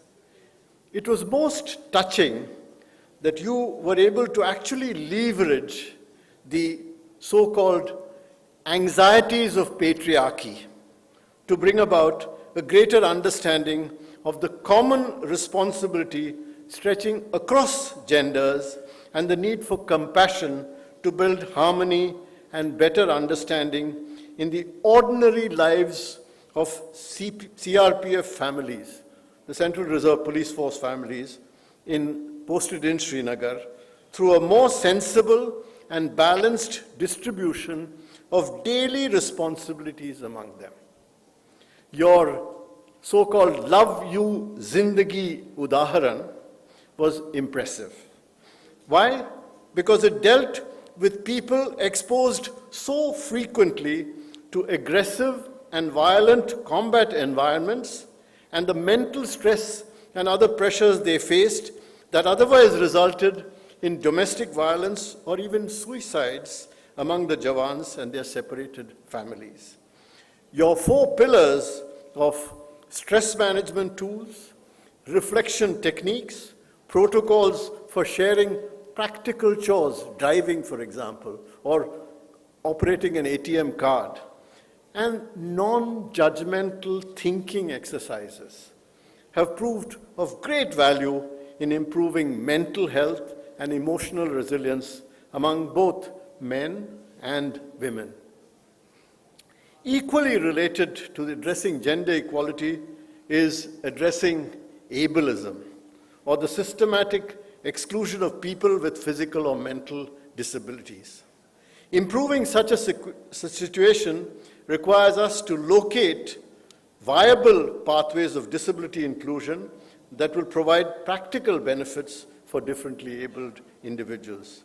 We will need to focus on a range of need-based approaches, from providing physical access to individuals with disabilities into institutions, and I notice the presence of that in this particular institution, and then go on to ensure their access to appropriate education, health care, environmental resources, skill building, employment, and other critical areas, so that they can live a dignified life. Only in this way can we provide the basis that will enable vulnerable and marginalized groups to contribute meaningfully to address the other local and global challenges that their peers commonly face.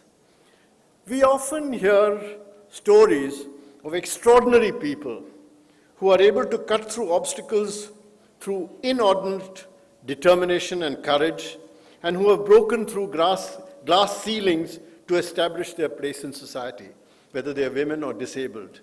This may seem counterintuitive, but for me, this is not the main measure of progress. It is when the ordinary people among the disabled and the discriminated feel their voice is heard, when their issues are addressed in the normal course, that we will say that there is real progress. I am happy to see the progress you have made in the various sub-themes and the large number of consultations, workshops, and other online symposia you have already conducted in the various thematic groups. It is only this kind of continuous activity through side events, what I think somebody called tenacity, which will help you to keep the spotlight on the priority issues. Swamiji just mentioned the logic and rationale for the establishment of a separate working group on disability, equity, and justice. We expect that this process will find fruition at the conclusion of this conference. Also, at your February meeting, I had raised the question of the need for you to launch a gender and disability data alliance of G20 countries, which can systematically collect, analyze, monitor, and evaluate data and policies in these priority areas. It would be I think it would be a great achievement if we are able to take this some steps forward. Apart from this, what you need now is to drill down on specific recommendations to take up with the G20 leaders for them to reflect on during the summit in September this year. I'm sure that as you go along such a multi-dimensional perspective, you will be able to adopt a framework that cuts across all dimensions of life, intersects all geographical and cultural contexts, cover both rural and urban spaces, and help build a sustainable human community that empowers all human beings, irrespective of gender or disability. Thank you.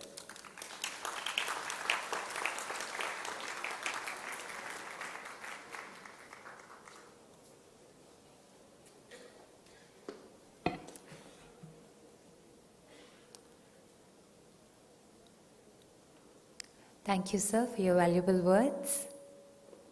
We're now coming to a close of this program of the inaugural session. And for this, I would like to call upon Nidhi Goyal ji from Rising Flames. She's also the Indian co-coordinator for the Gender Equality and Disability Working Group.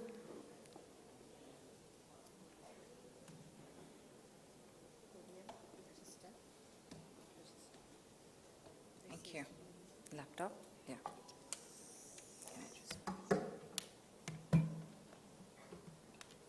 Thank you so much. Sorry.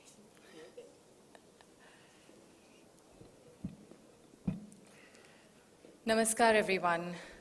Thank you so much for being here today at this summit of Gender Equality and Disability Working Group within Civil20 India. It's really, I'm so overwhelmed to give this vote of thanks. There are so many dignitaries here on the dais, in the room, civil society members who've been doing so important work, and all of us coming together with a single goal. As a steering committee member of Civil20 India, it's a particularly memorable moment for me. I've worked across 22 countries. Over 10 years, I've had this opportunity to travel, but I've never been a witness to this kind of congregation or really confluence of ideas, of energies, of commitments coming together. The first thing, with a lot of gratitude to the vision of our Honorable Chair, to the Indian leadership, to Swamiji, respected Swamiji, member of Troika, and representative of our Honorable Chair, Amma, our respected Nambiar sir, Thank you for acknowledging, thank you for supporting, and thank you for having this vision to bring forward a standalone disability working group going ahead from this summit.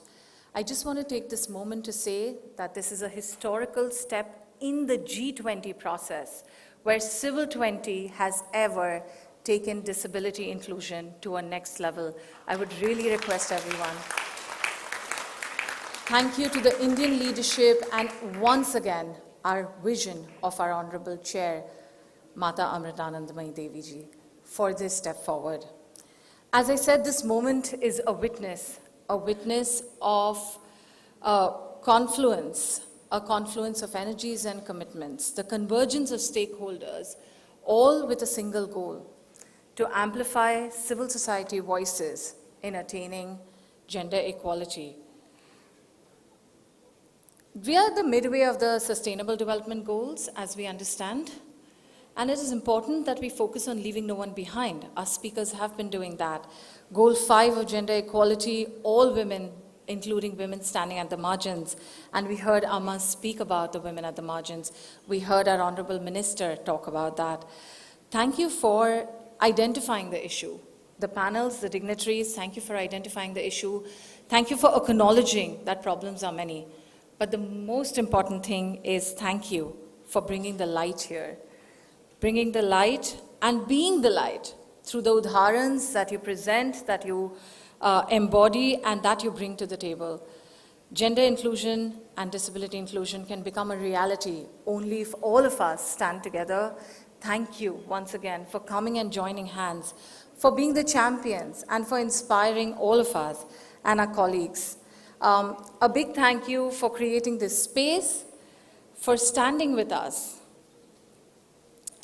and for listening, as well as providing this opportunity for communities to lead. Our special guests, and I would like to thank each of them, starting from our Honorable Minister, Kunjusha ji, and our respected Permanent Secretary representing her.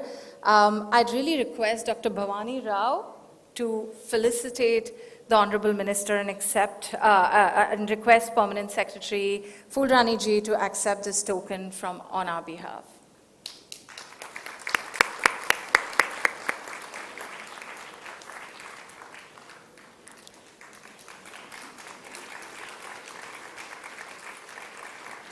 Thank you, Fulrani ji, for gracing this occasion with your presence. And once again, Honorable Minister Shah, thank you for your very, very, very detailed words of support, of solidarity, of progress. Yes?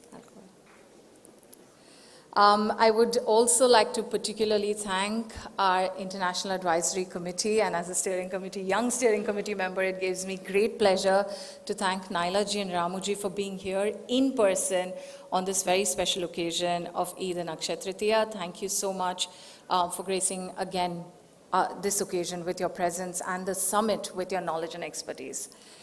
Can we please have the clapping continued?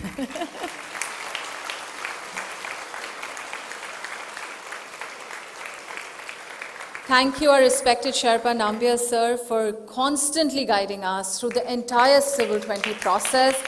At your age, the commitment that you bring, you really inspire us to move forward in a more synchronized way. Honorable Chair, there is not enough words for her leadership, her vision, the way she has stood with all of us, blessed us and guided us. Very, very, very big pranams and thank you at the lotus feet of Amma. And respected Swamiji for being on the Troika and always guiding us through our entire journey of Civil20. Thank you so much.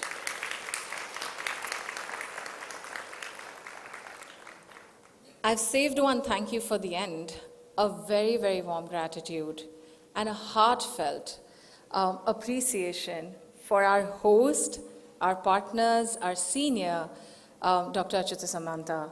Can we have a huge round of applause?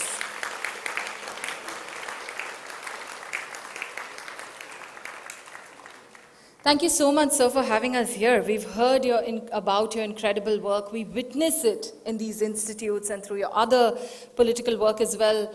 But one little story that someone came and whispered to me at the back of the stage, which is really important for all of us to know, right? A story of 20 years ago, when 2 students with muscular dystrophy could not find an academic institution that could support them. And Dr. Samantha and his team, his efforts brought them here, made them feel welcome, accommodated their needs, and ensured that they could become productive citizens of India, contributing to society, being economically independent. I would like to acknowledge Dr. Samantha particularly for this, and the students, Ravi Kiran ji and Ravi Teja ji, who made this institute and were receivers of the love and compassion that this institute brought in all of our lives. I just want to say that love and compassion, empathy brings us together, but this kind of commitment that we see from our experts, our dignitaries, from all of you, the commitment and the goal moves us forward.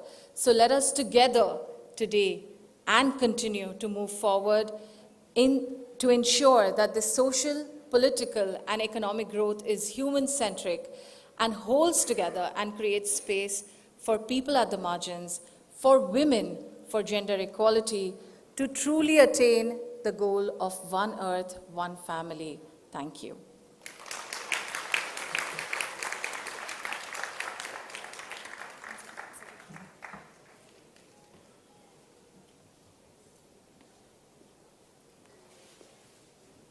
Sorry, I'm going to just jump in really quickly.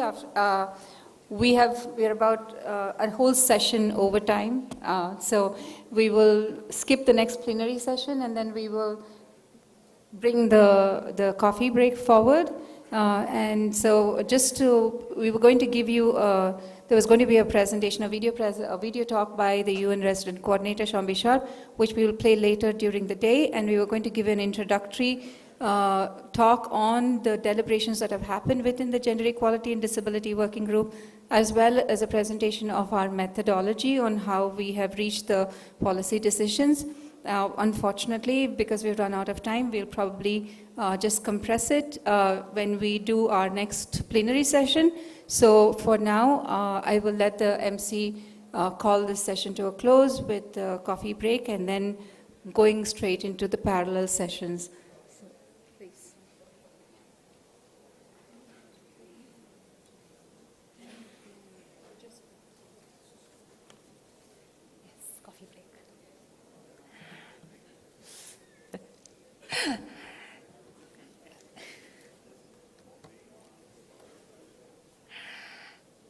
Good afternoon one more time.